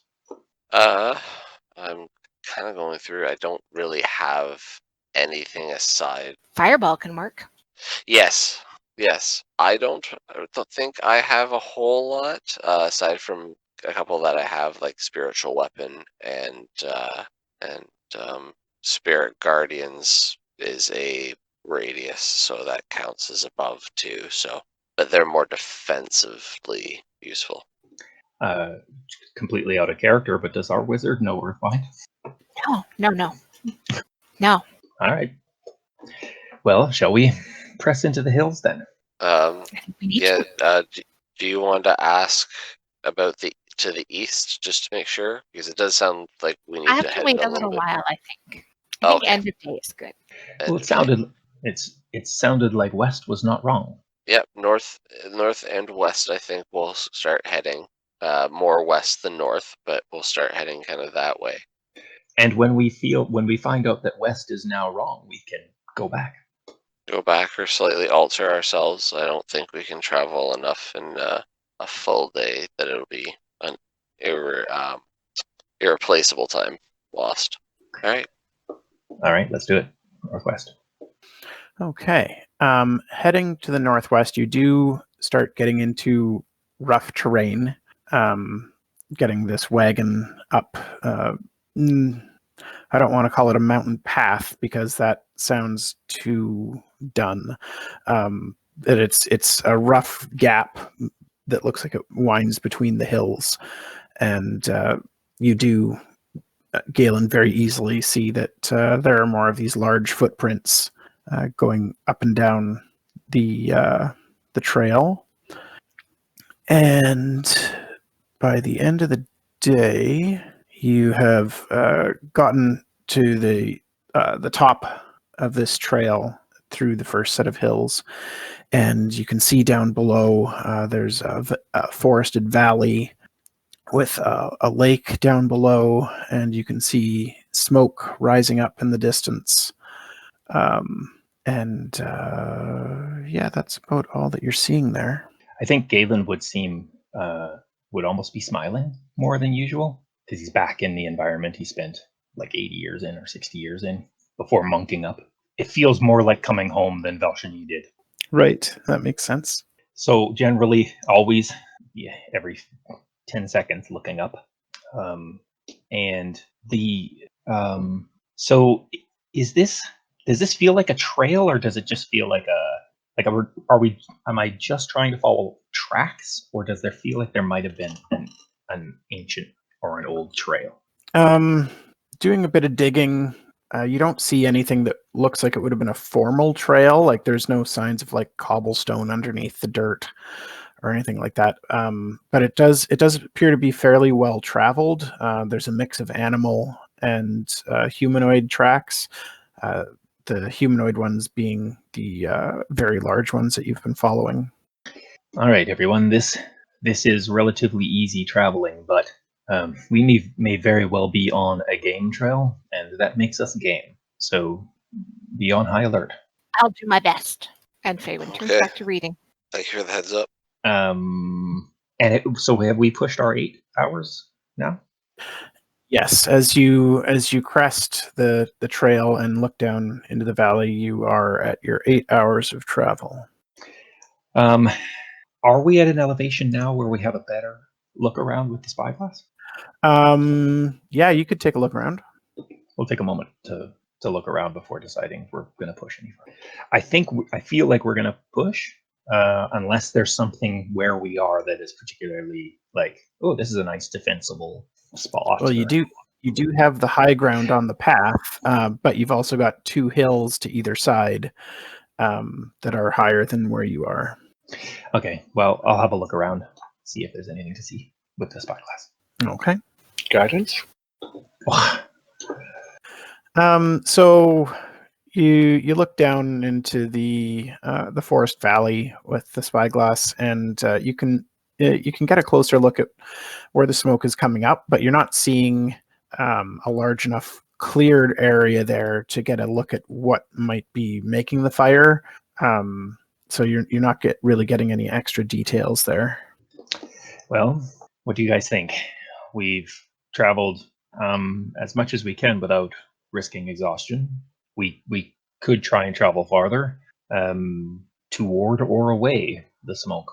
I think we got to find out, but I think we should probably be well rested when we do. I'm sorry, Ryan, which direction from us is the smoke? It's down in the forested valley, further northwest. Further northwest, so one way or another we are either skirting around it or going through it. Is that right? I mean, yeah, and I think in this case we should probably, as much as it's a little unnerving, push ourselves. Would we be able to reach there if we push ourselves an hour, Ryan? No. Okay. I'd say we set up, but we don't set up the fortress tonight, because that, I think, to whoever lives there, may feel like a very aggressive move, and Also attracting attention to ourselves. Pardon? Also attracting attention to ourselves. Yes, also that. It's not so tiny. So I think just our hut would be a good idea for now. We'll just be a little extra cautious. Okay. Is there anywhere near where we are that we could set up that would afford the horses any protection from above at all? There are trees on the hillsides to either side, so you could set them up underneath the trees. That's about as much cover as you're going to find around here. Yeah, I think Yeah. we want to try and give them... We don't want to leave them out for the plucking. I think if we put ourselves where like the horses are under like a little small cluster of trees, and we put the dome and make it look like it's like a rock, that's like rock color, so that the horses are between a rock and trees, I don't think anything coming from above is going to want to try to get at them. It's such an inconvenient location. All right then, no Tower of Power, just the Gnome Dome. Are you going to dance? I will clap along. I'll dance. But if you stand and you clap with your feet, then you dance. Grin will dance. She gives Grun the side eye, but dances with him anyway. Grin doesn't quite understand what she's upset about. They were having a friendly discussion, and a difference of an opinion. And the hut is created. Oh my goodness. Like, Nick, do you want to give yourself a +4 on that so it's not abysmal? Nope. Just some of the worst dancing around. But wholehearted. Galen will clap along, but keep an eye to the sky. Okay. You guys get your tiny hut up. Galen, give me a perception check. Again, as the light begins to fade, you see this winged creature clear across the valley on the other side, kind of rising up over the mountaintops on the other side, circling around. I'll use a spyglass, see if I can get a good look. Okay. Give me another perception check with advantage. Guidance. Add 4. So 20? Yep. Good God. You love Lignic, don't you? So much. Helping. Lignick's nickname is Easy Mode. So looking across the valley through the spyglass, you do get a good look at it as it's slowly circling around, and it is the biggest bird you've ever seen. Like rock big? Oh, give me a nature check. Has somebody pointed it out to Faywin? Yeah, now that I'm staring She's at this never thing through noticed the it on thing, her own. I will hand it to her. Having been in the mountains for a while, you do recognize a rock when you see one. Have a look. Oh, cool. That bird is not as near us as it looks. Oh, that's fascinating. It's absolutely gigantic and is a rock. Excellent. I'd like to see one closer. Gnome, I don't think you would. It could be interesting. Phelan, while you're watching, it suddenly dives down out of the sky and into the woods. I think it's hunting something. And it comes up with an elephant, right? No, it comes up with a humanoid figure that is that looks large in its talons. So I think it's hunting dwarves. Is it anything I recognize, Ryan? I'm not sure if you've run across them before, but given the size of it, you would guess it's probably a giant of some type. Okay, maybe not a dwarf. A very large dwarf. Giant dwarves. Exactly. But there's big ones over there. I'll hand the spyglass back. Well, one good thing is, I think we would be almost too small for a rock to even bother with. Or excellent appetizers. Hard to say. It may very well take a horse or something, but I would think that a giant would fill it for now. Well, yeah, hopefully, but yeah, as a cart full of people, we probably look like a more tempting target. So we have to be aware when we're traveling. Of course, if we put in an awful lot of effort, we might be able to befriend it. Oh, that seems like an awful lot of effort. And mostly suicide. Yeah, I think we're better off. Just trying to keep ourselves under its radar, or away from its talons. Does it stay airborne for a while, Ryan? It flies off further north into the mountains with the giant and disappears from view. I will start to sketch it as quickly as I can to try and get a good Sounds good. capture. Faywin, are you teaching Skippy the arcane language again? I sure am. And I'm going to ask if we head towards the location where we see the birds, is that the right way to find the dwarven ruins in my divination spell? Guidance on Skippy. You asked if flying... No, if heading towards where the flying beings were is the right way to find our dwarven ruins. That is a potential way. Whew, and I tell everybody. That is a potentially very dangerous way. Well, we can wait till tomorrow to ask what the best way is. But if it's the only way we know, it might be worth heading that way. And the fact that it says potential way, that kind of seems to hold true with what we know about dwarves having Multiple entrances. multiple entrances and tunnels. So We would definitely have to wait until it was gone before we would try and go through its territory, though. I mean, if it's hunting out here, this is its territory, so we're going to be in its territory for a while, getting to wherever it nests. But I mean more its home rather than its hunting grounds. Ah, fair. We should next head down to where we saw the fire and the smoke, and if we're lucky, that's a resident of this area who's friendly, and we can maybe get some information about these hills and mountains. Get some better ideas. Maybe learn more about that rock as well.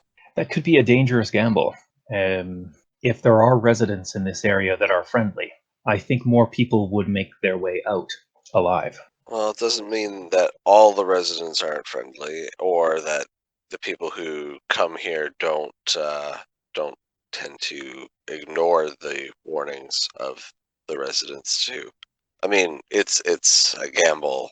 It's a 50-50, but the other thing is too, if we don't, then they are behind us and a rock in front of us, and we leave a potential threat at our backs.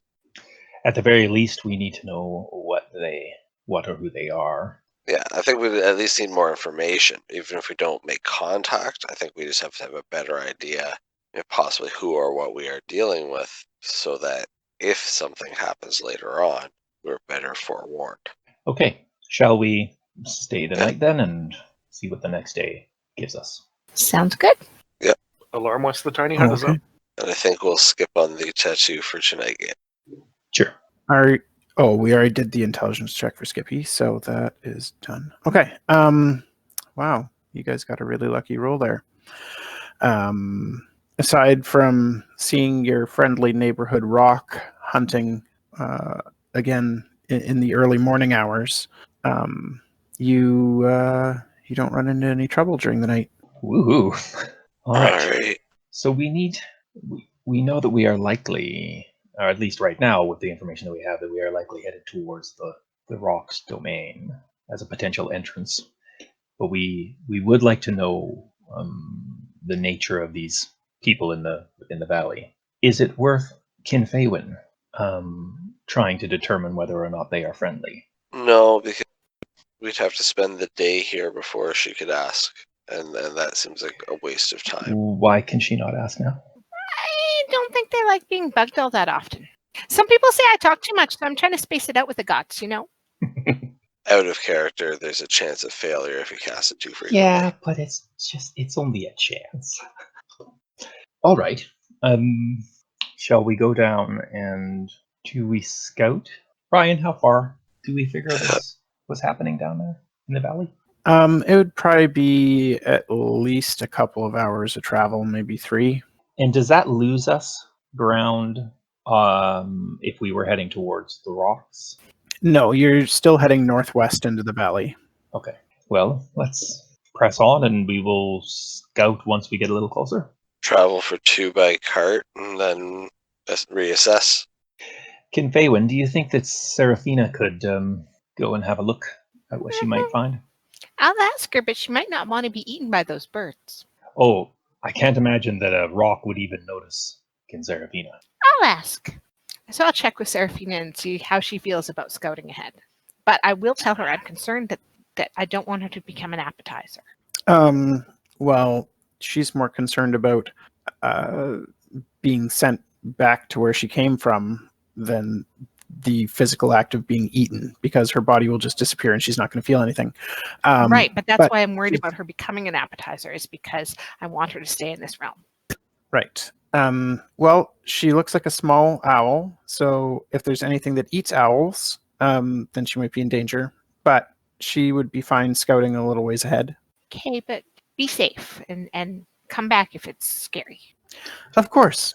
Are there any magics that we can give her that would help I her was just defensively? thinking about that. I'm going to throw mage armor on her. Yes. And I'm going to give her false life. Oh my goodness. Okay. You're going to multiply your hit points by like 8. Well, maybe not. She now has 7 hit points 6. instead of 1. Nearly multiplied by 8. Because that'll make all the difference if a rock tries to eat her. A rock is not going to notice a tiny thing. It's just not even, it doesn't even exist in its realm. Oh, sorry, I can't. It's self only. And it's not your familiar. No. That's too bad. Sure is. Guess it's going out there with 1 hit point. I don't know how to do anything about that. There's not much you can do about it, really. Well, I will tell her to stay hidden and come back if she feels at all nervous. I mean, mage Oh. armor's pretty nice. You know what I can do? I think this would still work. I will. Yeah, it doesn't have anything. I cast Death Ward on Seraphina. Nice. Thank you, Grun. Yeah. Wow. That's Yeah, awesome. right? And I'm like, it works perfectly. Yeah, instead of dying, you're reduced to the one you had a second ago.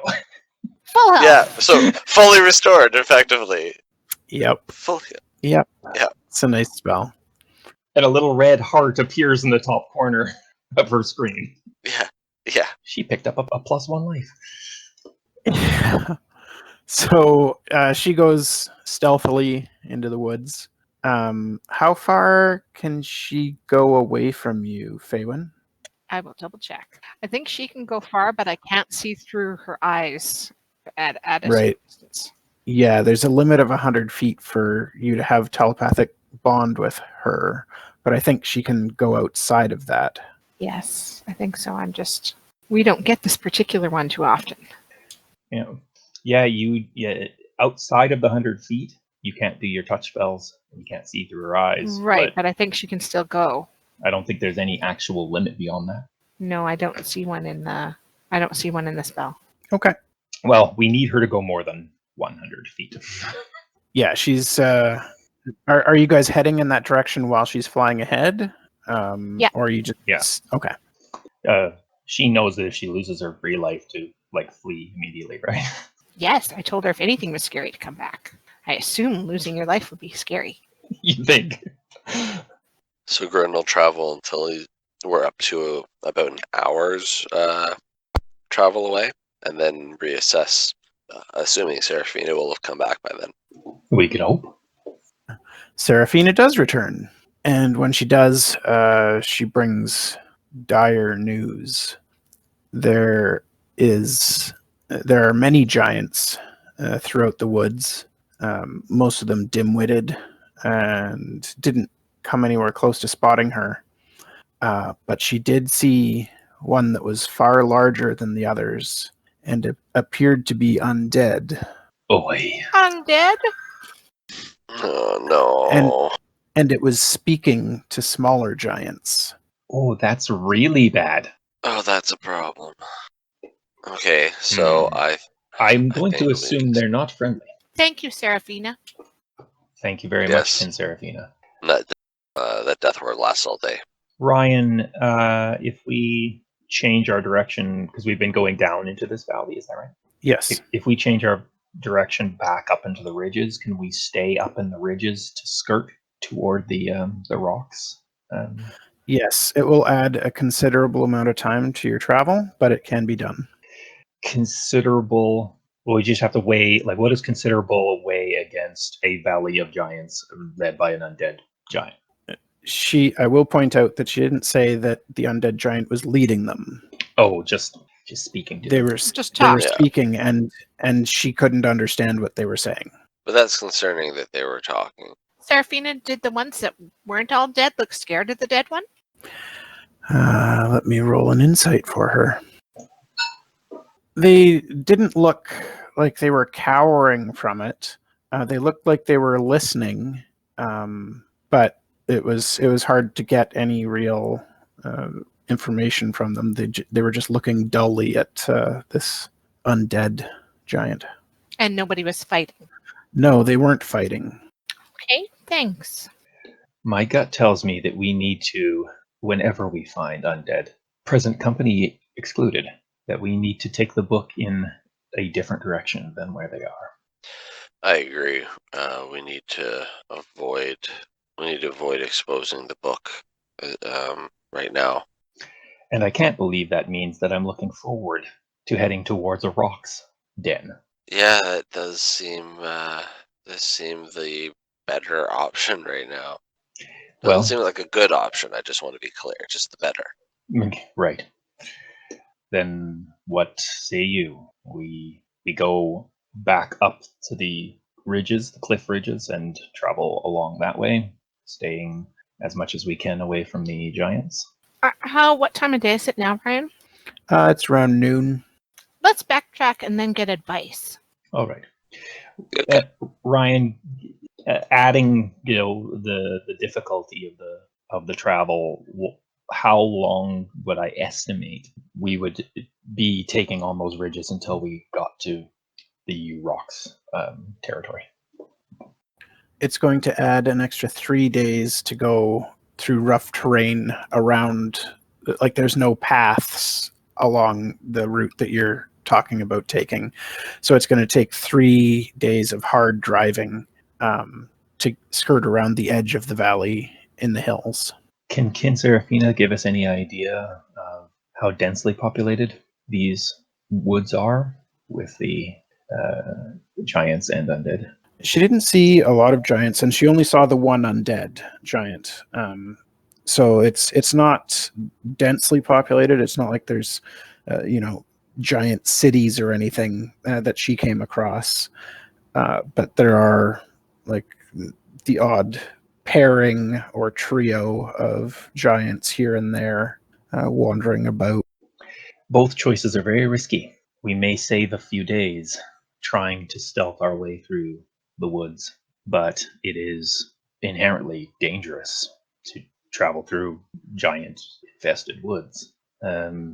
It may cost us an extra few days to go the ridges, and during those 3 days we may catch the eye of the rock or other flying creatures. What do you think? I think I don't want to bring this book by undead things since we've been running away from them or fighting them this whole time. At least the live things don't specifically want to kill us. I feel better going back to the ridges as well. We could go through the jungle or the forest relying on the Tower of Power, but the problem I see with that is, although we are near impregnable while we're in it, we're noticeable. If we're surrounded by giants, they could just wait. Yeah, I think we need to avoid the tower unless it's necessary. The hut is comfier but can't fit all the animals. It's further risk to our horses, but it may be. I am unsure what we are going to do with the horses once we get to the rocks territory. Anyway, I mean, now that we have the bag of holding, things become a little bit easier to it becomes a little bit easier to maybe leave the cart behind. And the cart, free up mobility. We would be only leaving the cart a day into the hills, and we can send the horses down the mountains. They will just linger. I mean, of course, there's normal predation, but they may do well just living in the valley until we can come back and get them. Or get eaten by the rocks. Not the valley of the giants and the rocks. I mean the foothills. Oh, good. I mean, I have a feeling if we let the horses go, we're not going to see them again. So, if we make that decision, if we make that decision, we have to make it based on the assumption that we won't get them back. Yes, but I'll feel better if they're not food. But also a plan that we, depending on if and when we come out of these mountains, we may be able to retrieve them and the cart. Yeah. We'll keep it as an option. We maybe get lucky, and we may be able to find a way to get through with them. All right, then them in the cart back up to the ridge where we camped, and we will leave the cart. We will send them down the mountain, and we can Well, use that divination to I don't know what, reaffirm that going to the rocks domain is the right thing to do. Yeah. Okay, Ryan, that's what we'll do. We'll spend the next Okay. couple hours backtracking. Yeah, you backtrack a couple of hours back up to the top of the pass. And what are you doing now? Is it late enough in the day that I feel I can comfortably cast divination? Yes, the rules as written say that you have to have a long rest between them. So you did have a long rest after you did your last one. Oh, well, I could have done it anyway then. Sorry, guys. No worries. that's all right. Thematically, I like leaving like 24 hours between divinations so that you're not making people angry. That's what she's kind of trying to do. She figures she's heard occasionally that she talks a lot. She figures they're wrong, but it's a god.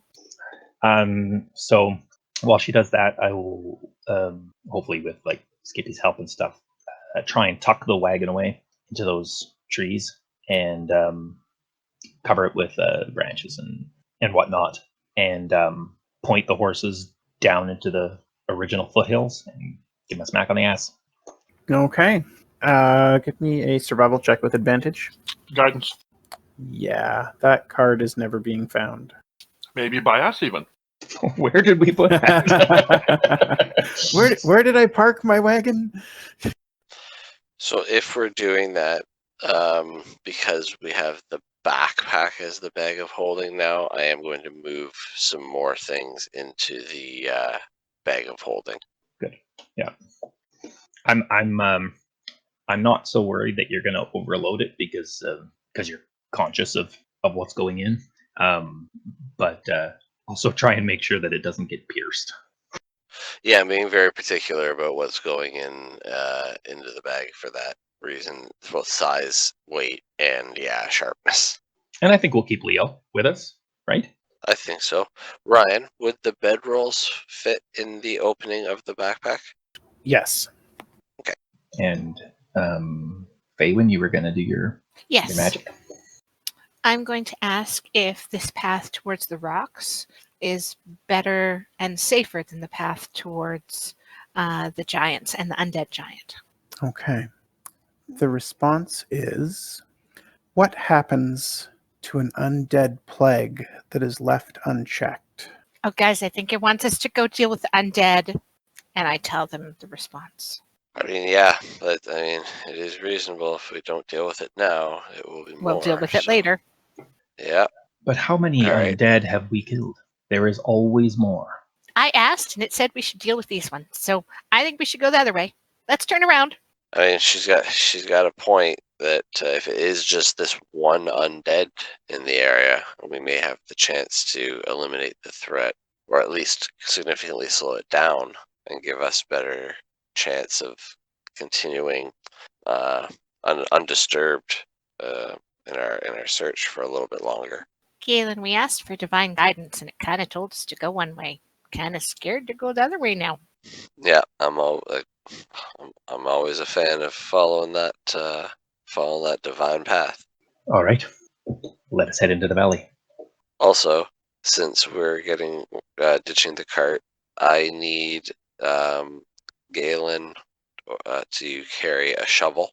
And Ryan, would a block and tackle fit in the opening? Probably you could squeeze it through there, yeah. Yeah. Okay. I have to look at the weight of everything first, but I just wanted to see.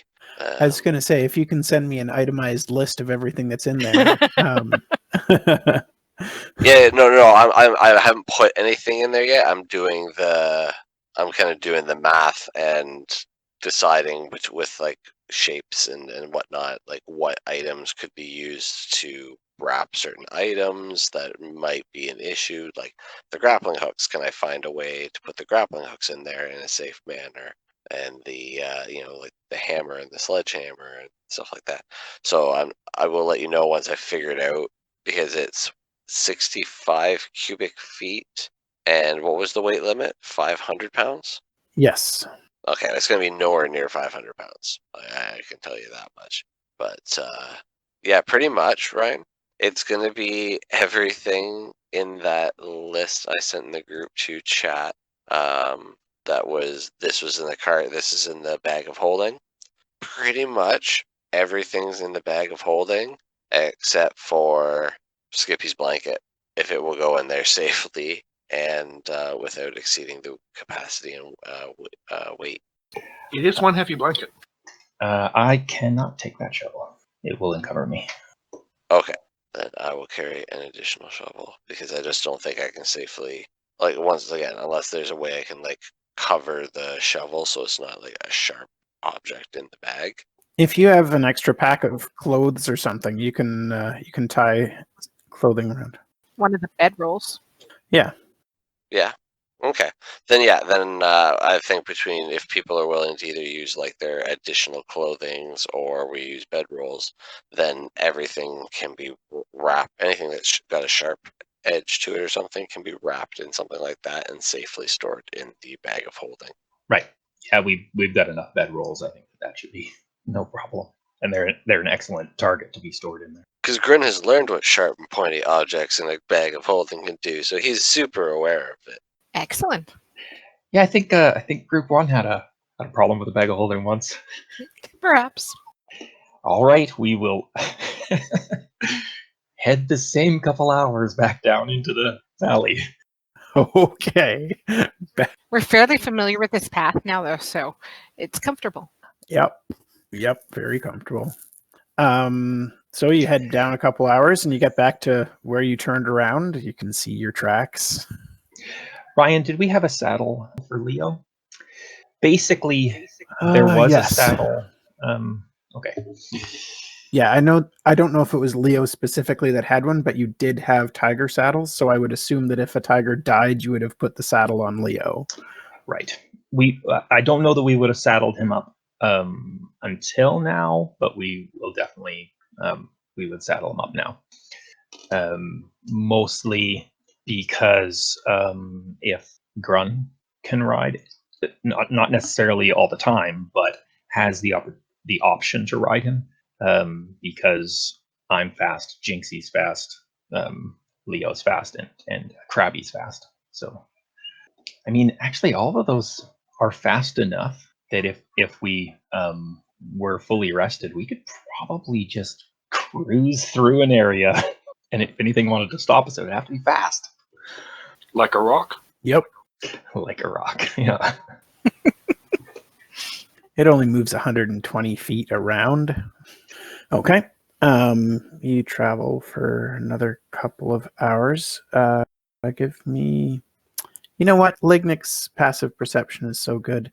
As you're traveling through the valley, Lignic, you do pick up, before everybody else, the sound of a booming voice thundering through the woods. Someone's yelling. Huh? What's it saying? What languages do you speak? I'm going to guess not one useful. Common, Elvish, and Gnomish. Nope. I speak Giant. That sounds like a lie. That may or may not be true. I speak Yeah, Celestial. I'm looking at your character sheet here, and I see Common, Elvish, and Goblin. That doesn't mean anything. Skippy says he only speaks Thieves' Cant. He doesn't even speak Common. Well, that's nonsense. See? Common, Draconic, Halfling, Orc. Mine just doesn't happen to say Giant. Oh, is that how that works? Celestial for me. Yeah, it doesn't help either. Can I hear So- it, though? Give me a perception check. Oh. Well, last time I got a 0. Even straining to listen, you guys aren't as good as Lignic just wandering down the forest path, not paying any attention. I imagine we hear that a lot from him. You guys hear that? No, we don't. Okay, well, if we can get closer to the point where I can hear it, I might be able to do something about it. Okay. Ken Lignic, Uh-huh. what does it sound like? Loud? Is there any characteristic that would be identifiable of the noise I'm hearing to give it a texture or a... It's very deep, booming voice that's got kind of a gravelly edge to it. Probably a giant. If Seraphina said the giants, we're talking to the dead giant. Maybe the dead giant, because it's gravelly and deep. Do you have any idea how far away it might be? Do you want a roll for me to possibly answer that? Perception, I guess. And yeah, you'll actually have to roll to estimate. Guidance on myself? You would guess that they're still a fair distance off, especially if the others can't hear. Probably like 500 feet, 600 feet, somewhere around there. I'll keep listening. Kingrun, we will need you to do whatever you do to find the undead, to detect this, to find this undead giant. That doesn't work at very far ranges. We'd have to be pretty close for me to do that. Let me just double check. Yeah, the Eyes of a Grave is 60 feet. Let me double check what else I have. I don't think I have anything else though that'll help me. Can Faywin, can Seraphina have a look around if she still has that? Has it been less than 8 hours, Ryan? Yes. Okay. Will you go look, but come back if anything looks scary? 600 Yes. feet isn't very far. I could shoot that. 600 feet would be the absolute farthest I could shoot. And I will watch through her eyes as far as I can, Ryan. Okay. Yeah, she gets 100 feet pretty quickly and out of range of your telepathic bond. And she flies away. Do we want to keep moving and try to keep listening? I think so, yeah. But we will need to keep our noise low and stay close to things that big things would have trouble moving through. Like trees and big rocks. Tight spaces. That too. Faywin will very seriously nod. Alright, should we be making stealth rolls? I think I don't know how close we are to anything. I want to try being stealthy, though. You do or don't? Do. Okay, that's what I thought. Don't worry, Grun. Well, sort of worry, because I think the I'm is... using my inspiration. You can't do that after you've already rolled. Oh. And we'll be doing a group stealth roll, right? Definitely. All right. How does that work again? Just everybody rolls their own stealth check, and we take the average of the group instead of an individual. It just helps a lot when you've got someone who's really not stealthy, like Grun, and apparently Faywin, that if everyone else does okay, it's okay. I'm going to guidance Lidic myself. and Skippy. I think that both you and I, Grun, are gonna... Well, no, we're not. Holy crap, Skippy. He's ridiculous. So mine's an 18. Are the cats coming with you guys? Yeah. And is Krabby coming with you? I think, yeah, Krabby, they has to come with us, Yeah. right? I think Jinxie is proficient in stealth. Ooh, nice going. Uh-oh. Jinxie, you're the one that's proficient. Better than proficient. She has expertise. Oh, wow. Yeah, +6 stealth is pretty good, unless you roll a 1. Right. I mean, it's 7. It's still, isn't it better than Grun? Yeah. Yeah, Oh, still yeah. better than Grunt. At her worst. At her worst. Oh yeah. I'm aware of it. Hey, at least I no longer have disadvantage on stealth rolls. So we're not in that horrible of a situation. We've got, effectively we knock off the bottom 3. That's Krabby's. Sorry, what were you saying, Yellen? You were talking about something about not being too terrible because we knock off the bottom 3? Well, yeah. I like to see you laugh. Go This is go, good. Skippy. Skippy is just running around everyone going, no, don't stand there. What are you guys doing? So the group average was 12.5.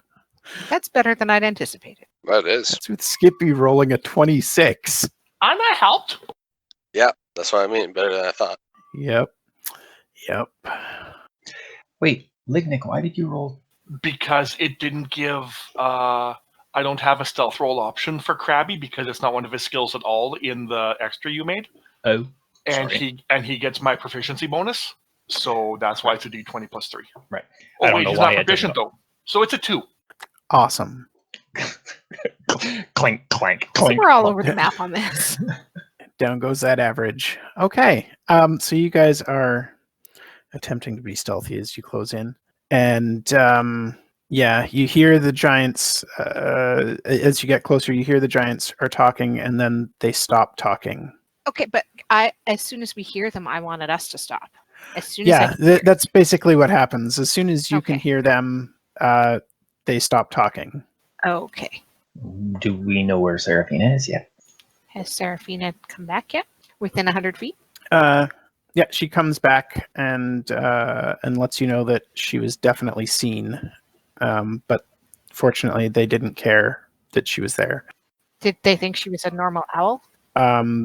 Maybe they didn't really do anything about her being there, and she didn't get close enough for them to like attack her, so it was fine.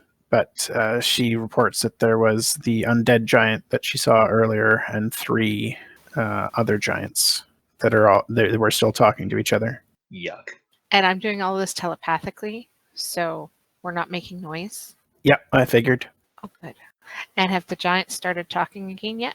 Nope.